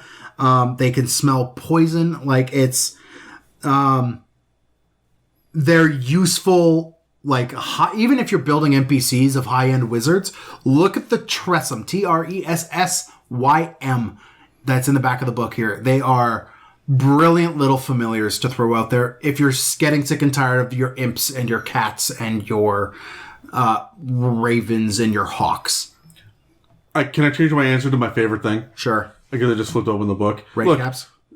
No. You should see if you flip it. There's madcaps, which are fiendish ones as well. They're earlier in the book, but no, I love red caps. You guys have fought red caps are amazing. I love but no, my favorite thing here is the Eladrin adventurer from the Feywild who became stranded in Avernus after his companions abandoned him. His name Smiler. Smiler the Defiler. Yeah, and he has existed by making deals with devils, and he's slowly been corrupted and has become evil. But it says right in it, a more apt name for this Eladrin would be Smiler the Beguiler. So the fact that they managed to ram 2 rhymes into the same thing just tickles my face. This is the guy I was mentioning earlier that hops off his little bike, it stabs you, gets on it, and rides away. That's who I was talking about. Smiler the Defiler is this guy. He rides around on his bike. And I would not have it be an infernal machine. I would have it be a bicycle. Potentially one of those old-timey ones from the 1920s. With the really big front wheel? Yeah. Yeah. Yeah. And he just like rings a bell. That's how you know he's coming. Okay, so we are going to move into shout out now, and when we come back, we're going to start pitching some campaign ideas at each other. This week's shout out is for Logan Beam. On March 21st on DriveThruRPG, Logan is releasing a supplement for one of this show's favorite aspects of D&D, the Fae. In Displaced of a Distant Plane, Fae Migrants, his Eladrin lore master Liz Maev discusses at length what the effect of having Fae origin migrants would have in the material plane. Logan sent the show a sample of his works, some basic lore, and the details of his new race, the Faerushin. These medium Fae are quick, nimble, and packed full of potential uses for your campaigns and tables. Check out the release on DriveThruRPG on March 21st. If you are like Logan and you have a project you want the world to hear about, or you just want to shout out something like your DM's birthday, feel free to send us an email at info@itsamimic.com. Thank you, Logan, and thank you everyone listening. Alright guys, we have talked about the location, we've talked about the tone, we've spent a long time here in Avernus, it's been going very well. I want to know real quick, one-shot idea, one long-term full campaign, 1 to 20 campaign idea. Let's grab our dice. How do you use Avernus as a one-shot and a campaign? Can we roll up for one and then hit the other one afterwards? Yeah. Let's do the one-shot first, and then we'll do the full campaign after. Sure. So, I got a 12. 16. Oh, you guys need to re-roll. We both got 16s. I'm just kicking ass today. Not one. I got a 2. Oh, Adam wins with a 2. I win with a 2. So one-shot. The one-shot campaign, go against Zeriel's sword. It's a heist. Yep. That's it. I'm not going to make it more complicated than that because it's a one-shot, right? I want you... What was it? The Citadel of... The Bleeding Citadel. The Bleeding Citadel. It's on a mountain that is a cyst.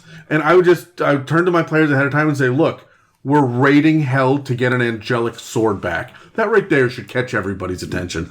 Make your lawful good characters tell me what gods that you pray to. Let's go get this sword back. And that's it. That's just like, that's how I would run it. And it would be really, I may even grab bits and pieces from Dragon Heist for this as well, for the heist factor. Yeah. But it's going to be full of traps and patrols and guards, and like there's going to be, and it's mostly gnolls, because this is where Yanogu's sitting as well. Yeah, so it's going to be kind of crazy and kind of batshit insane. I want them to have an NPC that pictures the escape plan of deflating the cyst, which is a bad idea because the Croagdoic's in it.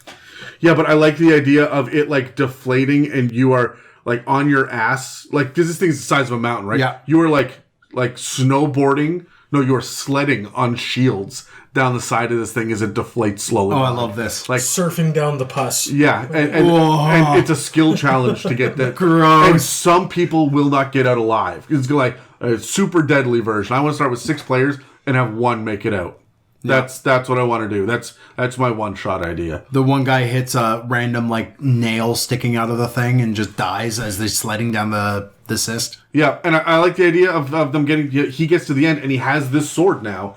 And then I'm just going to have his corpse show up in a future campaign when they get the sword. Like the players at level 14 or whatever will be able to pick up the sword and say, hey, look, this is your weapon moving forward. Your big legendary tier 4. Yeah. Right? Like, now we're going to get into it. We haven't really mentioned this anywhere in the podcast, but interjecting little thematic connected one-shots in your overarching campaigns. Like, okay, everyone, we're just going to pause the normal campaign for a week. We're going to run this one-shot to feed in and maybe toss some information. Yeah, this is how we do exposition. Right? It's a great way of keeping your campaigns, your long-term campaigns, fresh. Yeah, the other thing, too, is that if they've got a map and they can see cool stuff, but they know they've got to go to the west, but, there's a thing in the east I want to go see. Pause your campaign, visit the thing in the east, have it somehow connect to what's going on. Yeah. Because you're not bound by time, like, does this happen chronologically, right? It can be whatever. And I do that shit all the time. So that's my answer. That's how I would introduce this badass, awesome weapon, and also why you're fighting gnolls. Okay, cool.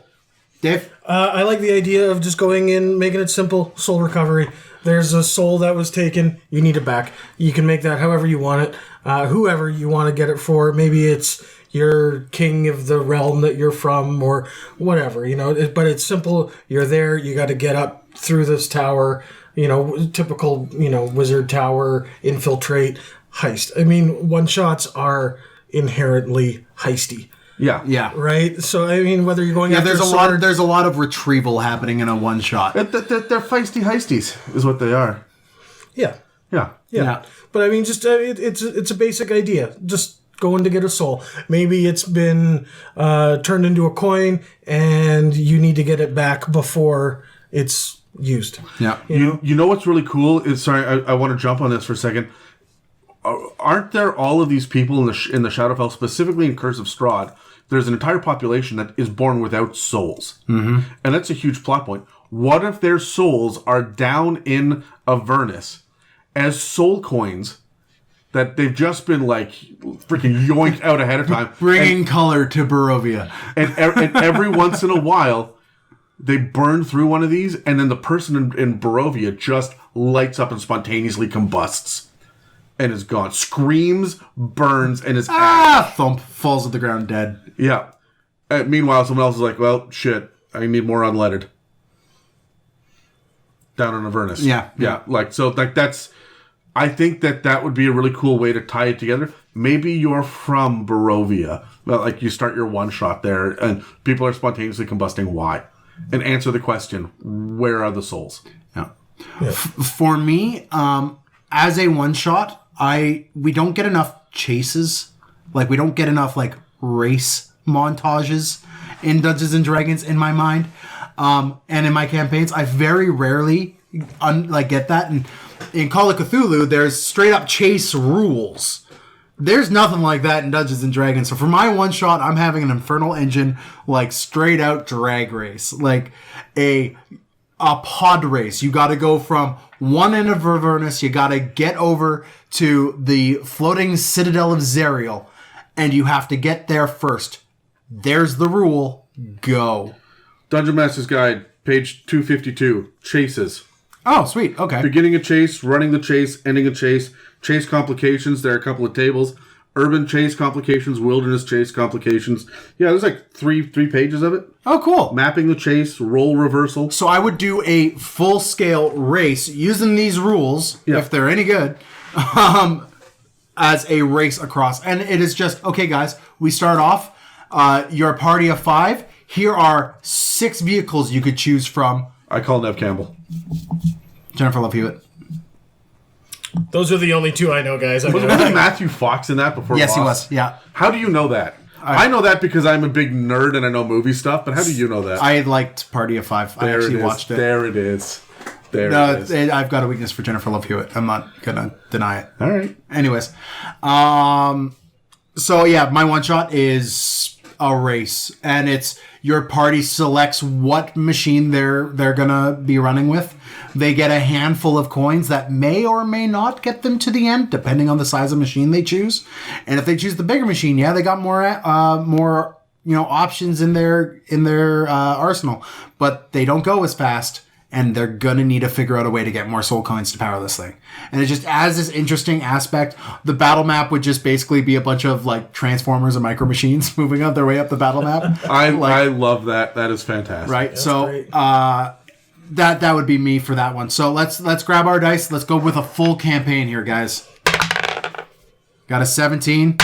Don't you dare. 4. Don't you dare, you son of a bitch. I still go first.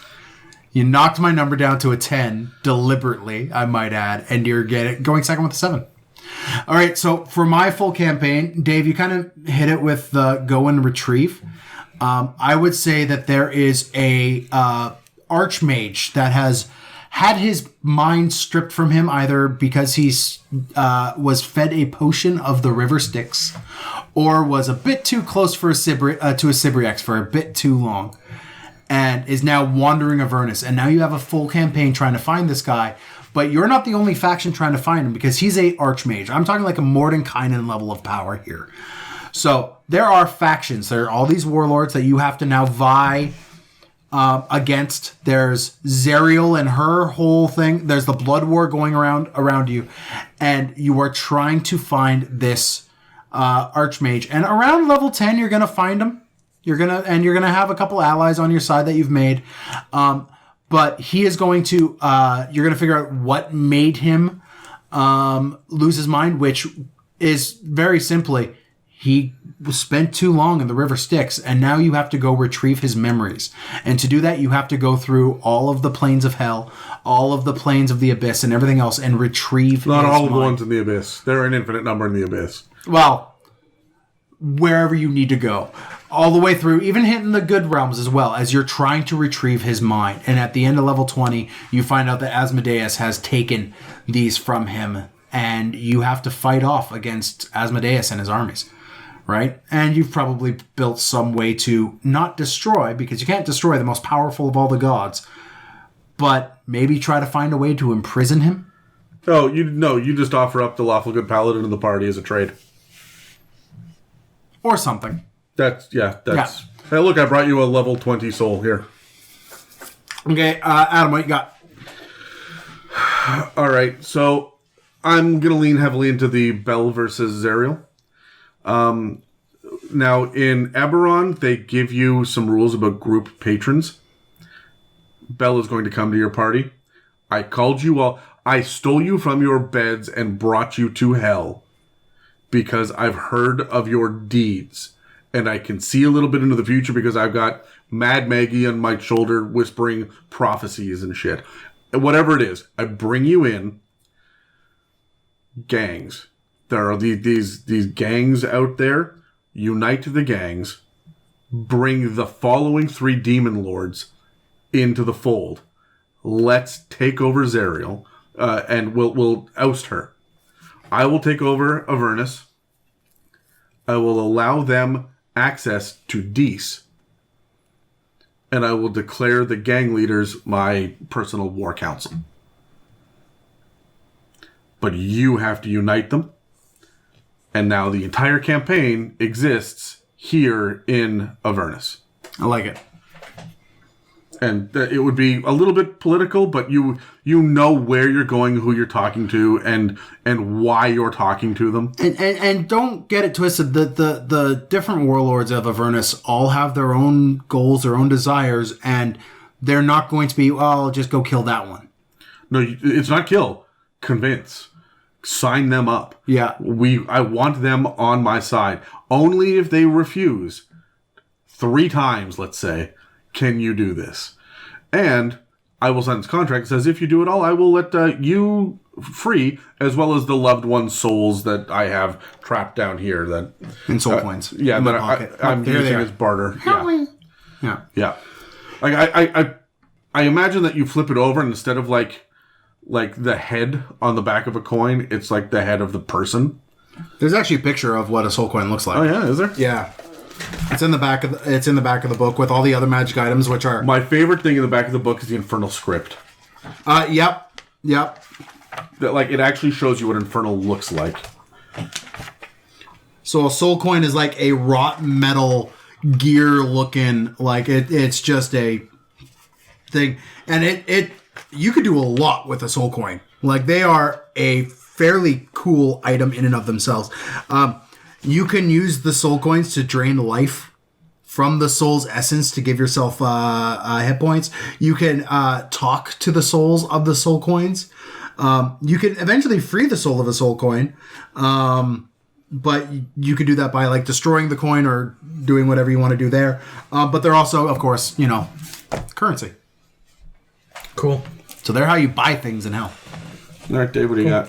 I like the idea of, it was originally supposed to be a paradise, right? It was great, it was grand, it was wonderful. I like the idea of trying to get rid of... Stop the blood war. There's your campaign. Yes. At least move it over there. Get out of my... Yeah, move it down to the next... I'm looking at like the 9 levels of hell, and then above that's the material plane. Try to maybe get It doesn't quite work that way. I know it doesn't, but you work with me here. All right, I'm sorry. All right? I'm not sorry. Try to get it less of a, layer of hell and more of a layer of a material plane again. Try to restore some of the good to it. Was it ever a material plane, or was it just a paradise down here in the 9 hells? It was a paradise in the 9 hells to attract mortals. Okay, so it was like the fake storefront where they're running the money laundering in the back? Exactly. Yeah, okay. I think return it to its former glory, however you may do that, Get rid of the citadel on top of the pus mountains and get rid of the pus mountains into, I absolutely love them. I absolutely love that we're calling them pus mountains. That tickles my ball. So that's all I had. So thanks, Adam. Thank you. So one of the things... Fucking train wreck. What? just nothing. Just go ahead. No, like Ball, the guy, is just getting tickled down in the 9 hells. Yeah, no, just what do you got there, Adam? All right, so I like the idea of you doing this, because essentially the first thing you have to do is stop the flow of the River Styx. And that's going to be absolutely mad. And you're going to start dropping these fortresses you were talking about down as into dams. it as dams. Oh, you can have damned dams. There we go. Ew. Damned dams. God damn it, Dan. Dams discount dams. So, but it wouldn't just cut off the flow to the 9 hells. It's also going to cut off Acheron. Akron? Not Akron. Okay. No, Akron, Ohio is a level of hell. I get yeah. No, 100% it is. And I know there are people from Ohio who listen to this, and I stand by that fucking statement. Akron, Ohio is a level of the hells. That's good. We just lost that one listener. There was no listener in Acheron. They don't have technology yet. So Acheron is the lawful neutral / lawful evil plane that exists, and that's actually where the River Styx ends is in here. But the one right before the 9 hells is Gehenna. So in theory, you're damming it up so that all of a sudden these waters run dry, and there's no simple way now to get to these plains down the River Styx, and you're flooding Gehenna. You're not only flooding Gehenna, you are now messing with the Yugoloth's main source of income. Yeah. Well, that's what I like about it. You want to piss off an entire alignment of fiend? Guess what? Here's how you do it. Well, that's what I like about it. There's going to be levels of mishap along the way that your players are not anticipating. Yeah. There's going to be cause and effect, and that effect might not be great. Yeah, the effect might be the General of Gehenna invades Avernus. Yeah, finally shows his head. Just like you closed my river. Don't do that. Yeah, you are going to have some really, really interesting encounters by damming the River Styx. Of the damned. Yeah, I think that's really neat. I got a question for you. When someone melts, when you hit the afterlife and you enter the River Styx and you melt into a lemure and you come out the other side, what happened to all of your gear? What happened to your memories? What happened to your body? Just kind of stockpiled in a... I think it's in the silt underneath the River Styx, and so that when you dam it up, you can see all of the lost memories and all of the items and everything else. It'll look like essences of people that are left behind. And I'm thinking, sorry, what do you got? I was thinking it could be like the children's movie Inside Out. If you guys have you seen that one where it's all about the emotions and whatnot that run a person's brain? Yeah. Yeah. There's a part where you go outside of the realm of memory and personality, and you end up in the long-term or short-term memory dump or whatever it is.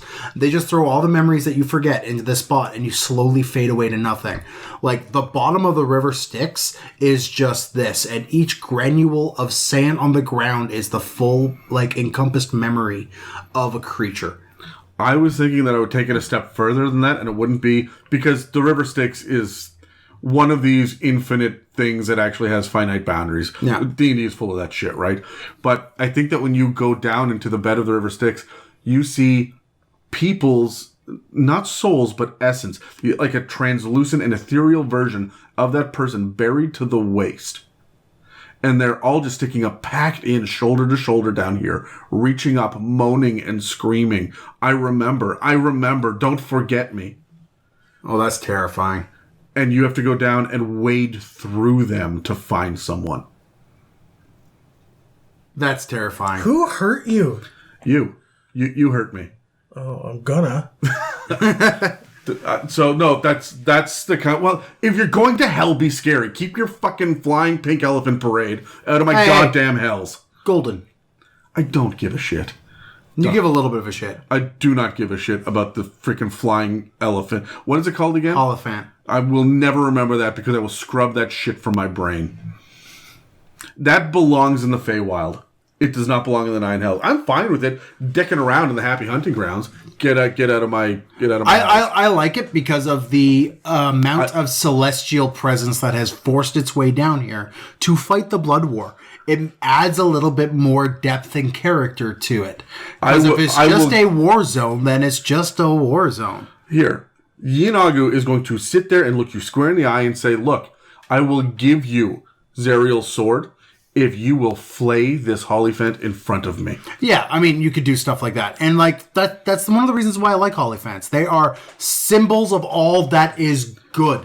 They are boring. Immutable good. Boring. No, that's not boring. Immutable good is not boring. It's boring. It's not boring. Dave? Give me an argument other than it's just boring. It's boring until it starts to scream. Until you slowly start to peel the trunk down until you have a sleeve. You cut off the tip of it, you can wear it. And now it's armor. You're a terrible person. I'm going to the hells. It's gonna get dark. Hey, where are you going? Let's move it over closer to Dan, you sick freak. I'm telling you, I have no tolerance. And I think that this perspective of hating these things is how the devils have got to run. Right? Yeah, when they see one of these I things, understand, yeah. So, I want... If you're going to the place where evil exists, be evil. Don't pull your punches. I like how you're sitting across the table from a demon prince or an archdevil or something, having a discussion of some way, shape, and form, and flying just outside the window, they catch out of the corner of their eye a Hollyphant, and they just go a nice, peaceful kind of son of a fuck, God fucking throwing tables, and they get up. No. I think they stand up and they like straighten their armor and they walk over to the window and they say, just one moment, please. They open it up, power word kill, and that thing just fucking drops to the ground or splatters and goes, and he closes the window and comes back and says, I'm sorry, continue. Just having enough of this shit. I fucking hate them. God fucking damn it, Dan. End of this goddamn episode. All right. Well, that, in Adam's Rage, is the end of this week's episode of On Avernus. You can find us on iTunes, Spotify, and YouTube, as well as dozens of other podcast apps. You can also find us at www.itsamimic.com or email us at info@itsamimic.com. Thanks for listening to the It's a Mimic podcast, and make sure to check us out next week when we're finishing the discussion on elves. You've reached the end of another episode of the It's a Mimic podcast. Connect with us at itsamimic.com. Don't forget to subscribe and hit those share buttons. Thanks for listening, and see you next week.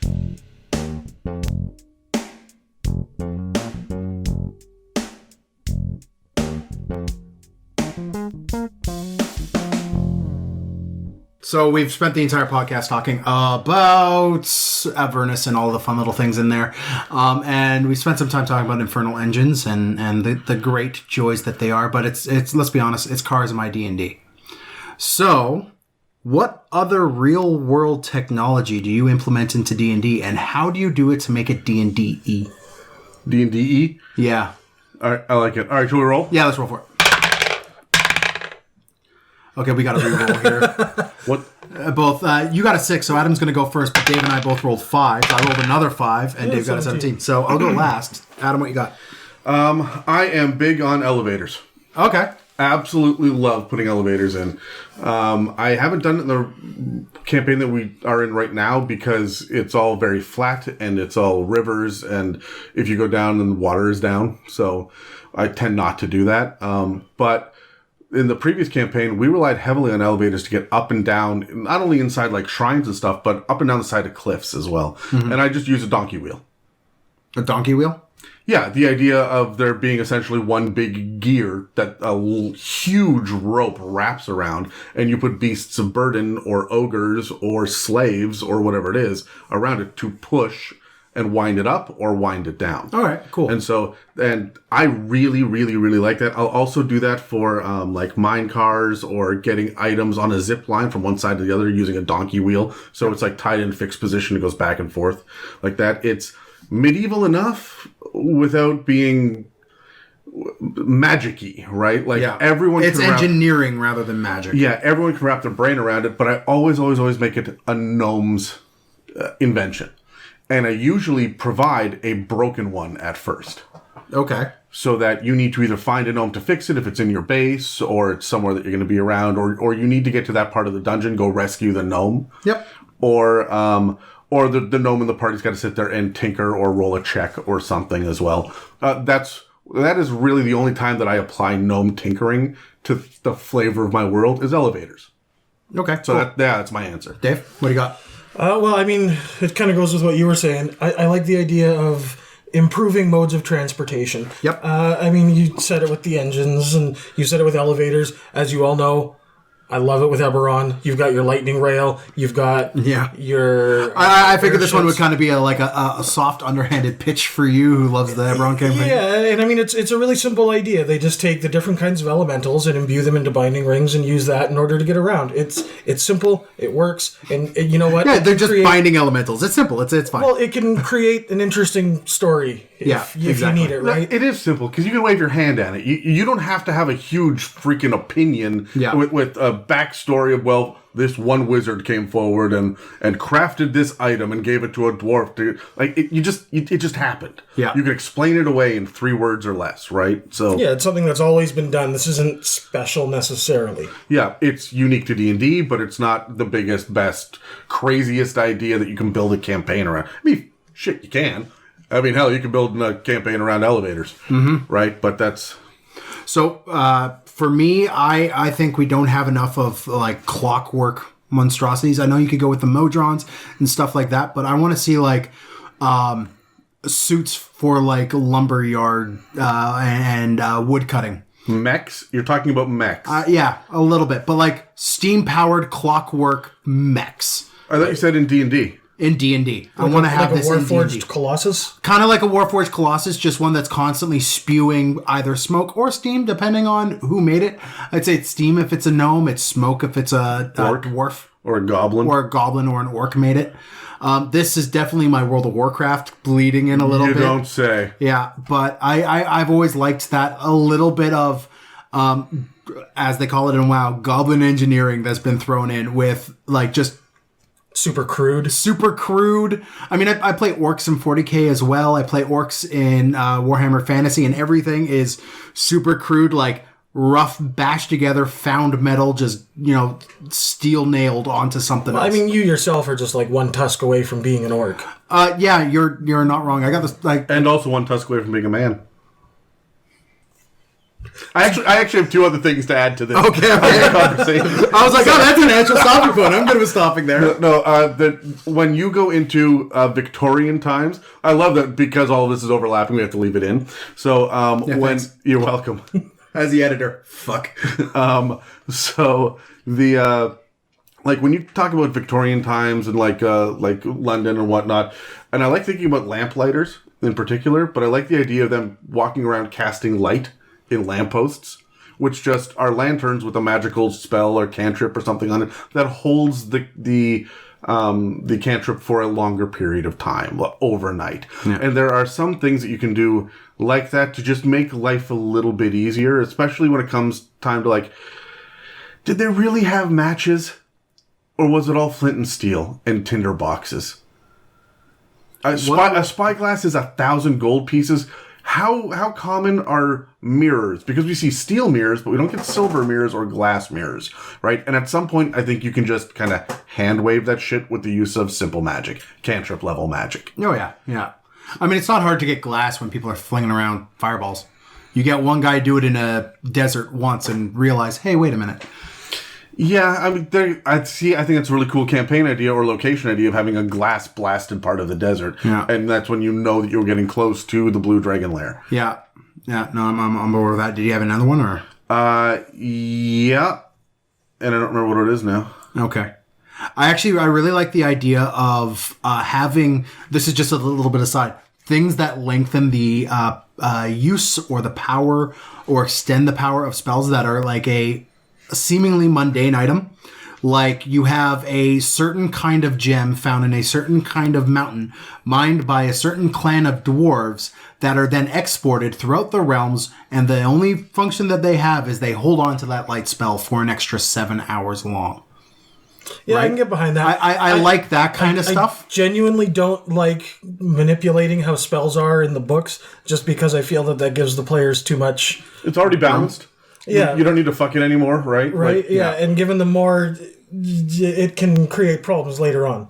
Yeah. Right? But I mean, that's a great idea. Have that one gem from that one thing do that one for that one purpose. And then what you could do is you could have all of them go missing in the city, and now you have this city that is, in the throes of winter and could really use light when the sun goes down. You know what I would do is I wouldn't say it's the one gem that does it. Just change the spell components.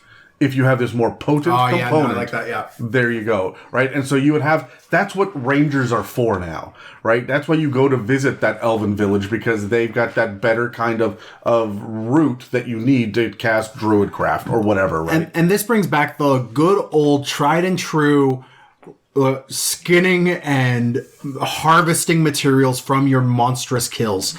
Like, I remember way back in the day, you'd kill a naga and you would have to, harvest the venom sacs, or you'd kill a dragon and everyone would be like, I want scales, teeth, claws, and eyeballs, and, whatever the thing is that is powering their breath weapon. I want those.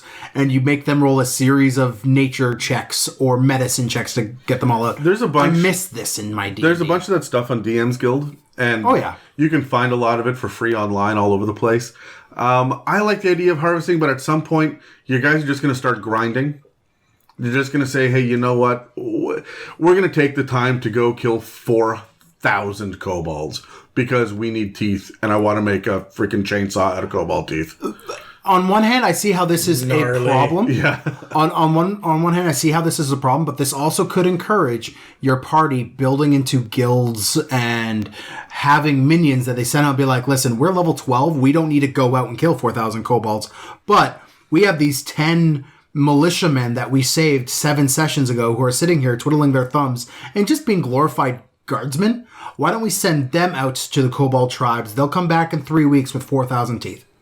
Yeah, I think it was the mailbag episode that Brad Megan and I did, where he said that the thing missing from D&D was crafting, and I think that this is a great idea in order to get that back into it. Oh, I remember what my other thing was, by the way. I absolutely hate the idea of there being newspapers in D&D, and they're all, and that's a big thing in Eberron. Yeah. But there's also like notices and pages handed out, Pamphlets and stuff in Waterdeep and Baldur's Gate, and I hate that. Because if we have the printing press, then we should have a bunch of other shit at this point, too. Yeah. So I don't like that. And I think that there are a couple of things that we have already, like adding messages to items. You can go by and you can put your hand. You just have a column in the middle of town square. There's 7 or 8 of them. And somebody goes around every morning and charges them. And the people go, they put their hand on it, their eyes go white, and they sit there for 30 seconds and they get the daily news. And there's a lineup. Why are people handing out pamphlets when you have fucking Skywrite? Oh, why are people handing out pamphlets where you have, the first level ritual magic mouth? Yeah. Just like why do you have town criers? You should just have this one post in the middle of this town, this one that you have, but it's just got like 4 ends of mouths that are just yelling out the news for the day. Oh, man. And then That could be a fun set piece. and then the goblins get a hold of it and the mouths are just arguing because the goblins think it's funny. Yeah. Yeah, I'm into that. No, I think that there are a lot of fun ways to go. Like, I'm sitting there thinking about casting light on the thing. Sure, that's great, whatever. Why don't Fae have lanterns that don't have any oil or anything in it? They're just really empty glass cases full of lightning bugs. Right? Like, we should start thinking outside of the norm on this one and think about, is there a natural way we can do it? Is there a magic way we can do it? Is there a creature way we can do it? Well, you mentioned that your gnomes are your engineers. Your gnomes are your tinkerers. That's because there's just no other fucking use for a gnome. I mean, you're wrong on so many other levels. But what you can do is think of what creature made this and how would they impart that flavor on this item. It's like that freaking catapult, the ogre, the goblin launching catapult the ogre had. That was the best thing we did in our campaign. And this is a real mini. It's in one of the books too. Like this thing, it's called a goblin hucker. Yeah. And it's an ogre with a catapult strapped to his back. Yeah. And so there's one pilot that sits there. It's a little goblin pilot that sits on his shoulder, pulls the lever. And there's a big freaking catapult arm off the back with the goblin wearing a helmet. But that has like spikes on it. Of course, naturally. Yeah. But I love the idea of it having a chin strap. And so these things are hitting fucking trees. The goblin dies on impact. And there's just a body hanging there by a chin strap, like 6 feet up in the air. And the little gray legs just kind of twitching every once in a while. So I had a random table. I was rolling to see how wounded they were when they landed. It did not go well. But we use this in ship warfare. Through fog. So all we would hear is and we would just see this goblin with this spiked helmet hit our mast and then die and just hang there. Yeah, hit the side of the boat. You just thunk and splintering wood. Like, what the fuck was that? And thunk. Ow. And it was hilarious and then kind of deadly as well. And then below decks, there were a lineup of like 20 goblins with one goblin boss going, all right, guys, this is it. This is what we're made for. Strap your helmets on and let's go. Once more into the breach, my friends. So that was my solution to cannonballs because I really wanted to include someone doing a cannonball. So like they're hugging their knees and then just hurtling through the air on this. And it was ridiculous and stupid, but so much fun. Yeah. Thank you for listening to an It's a Mimic production. Okay, you're done. Get it.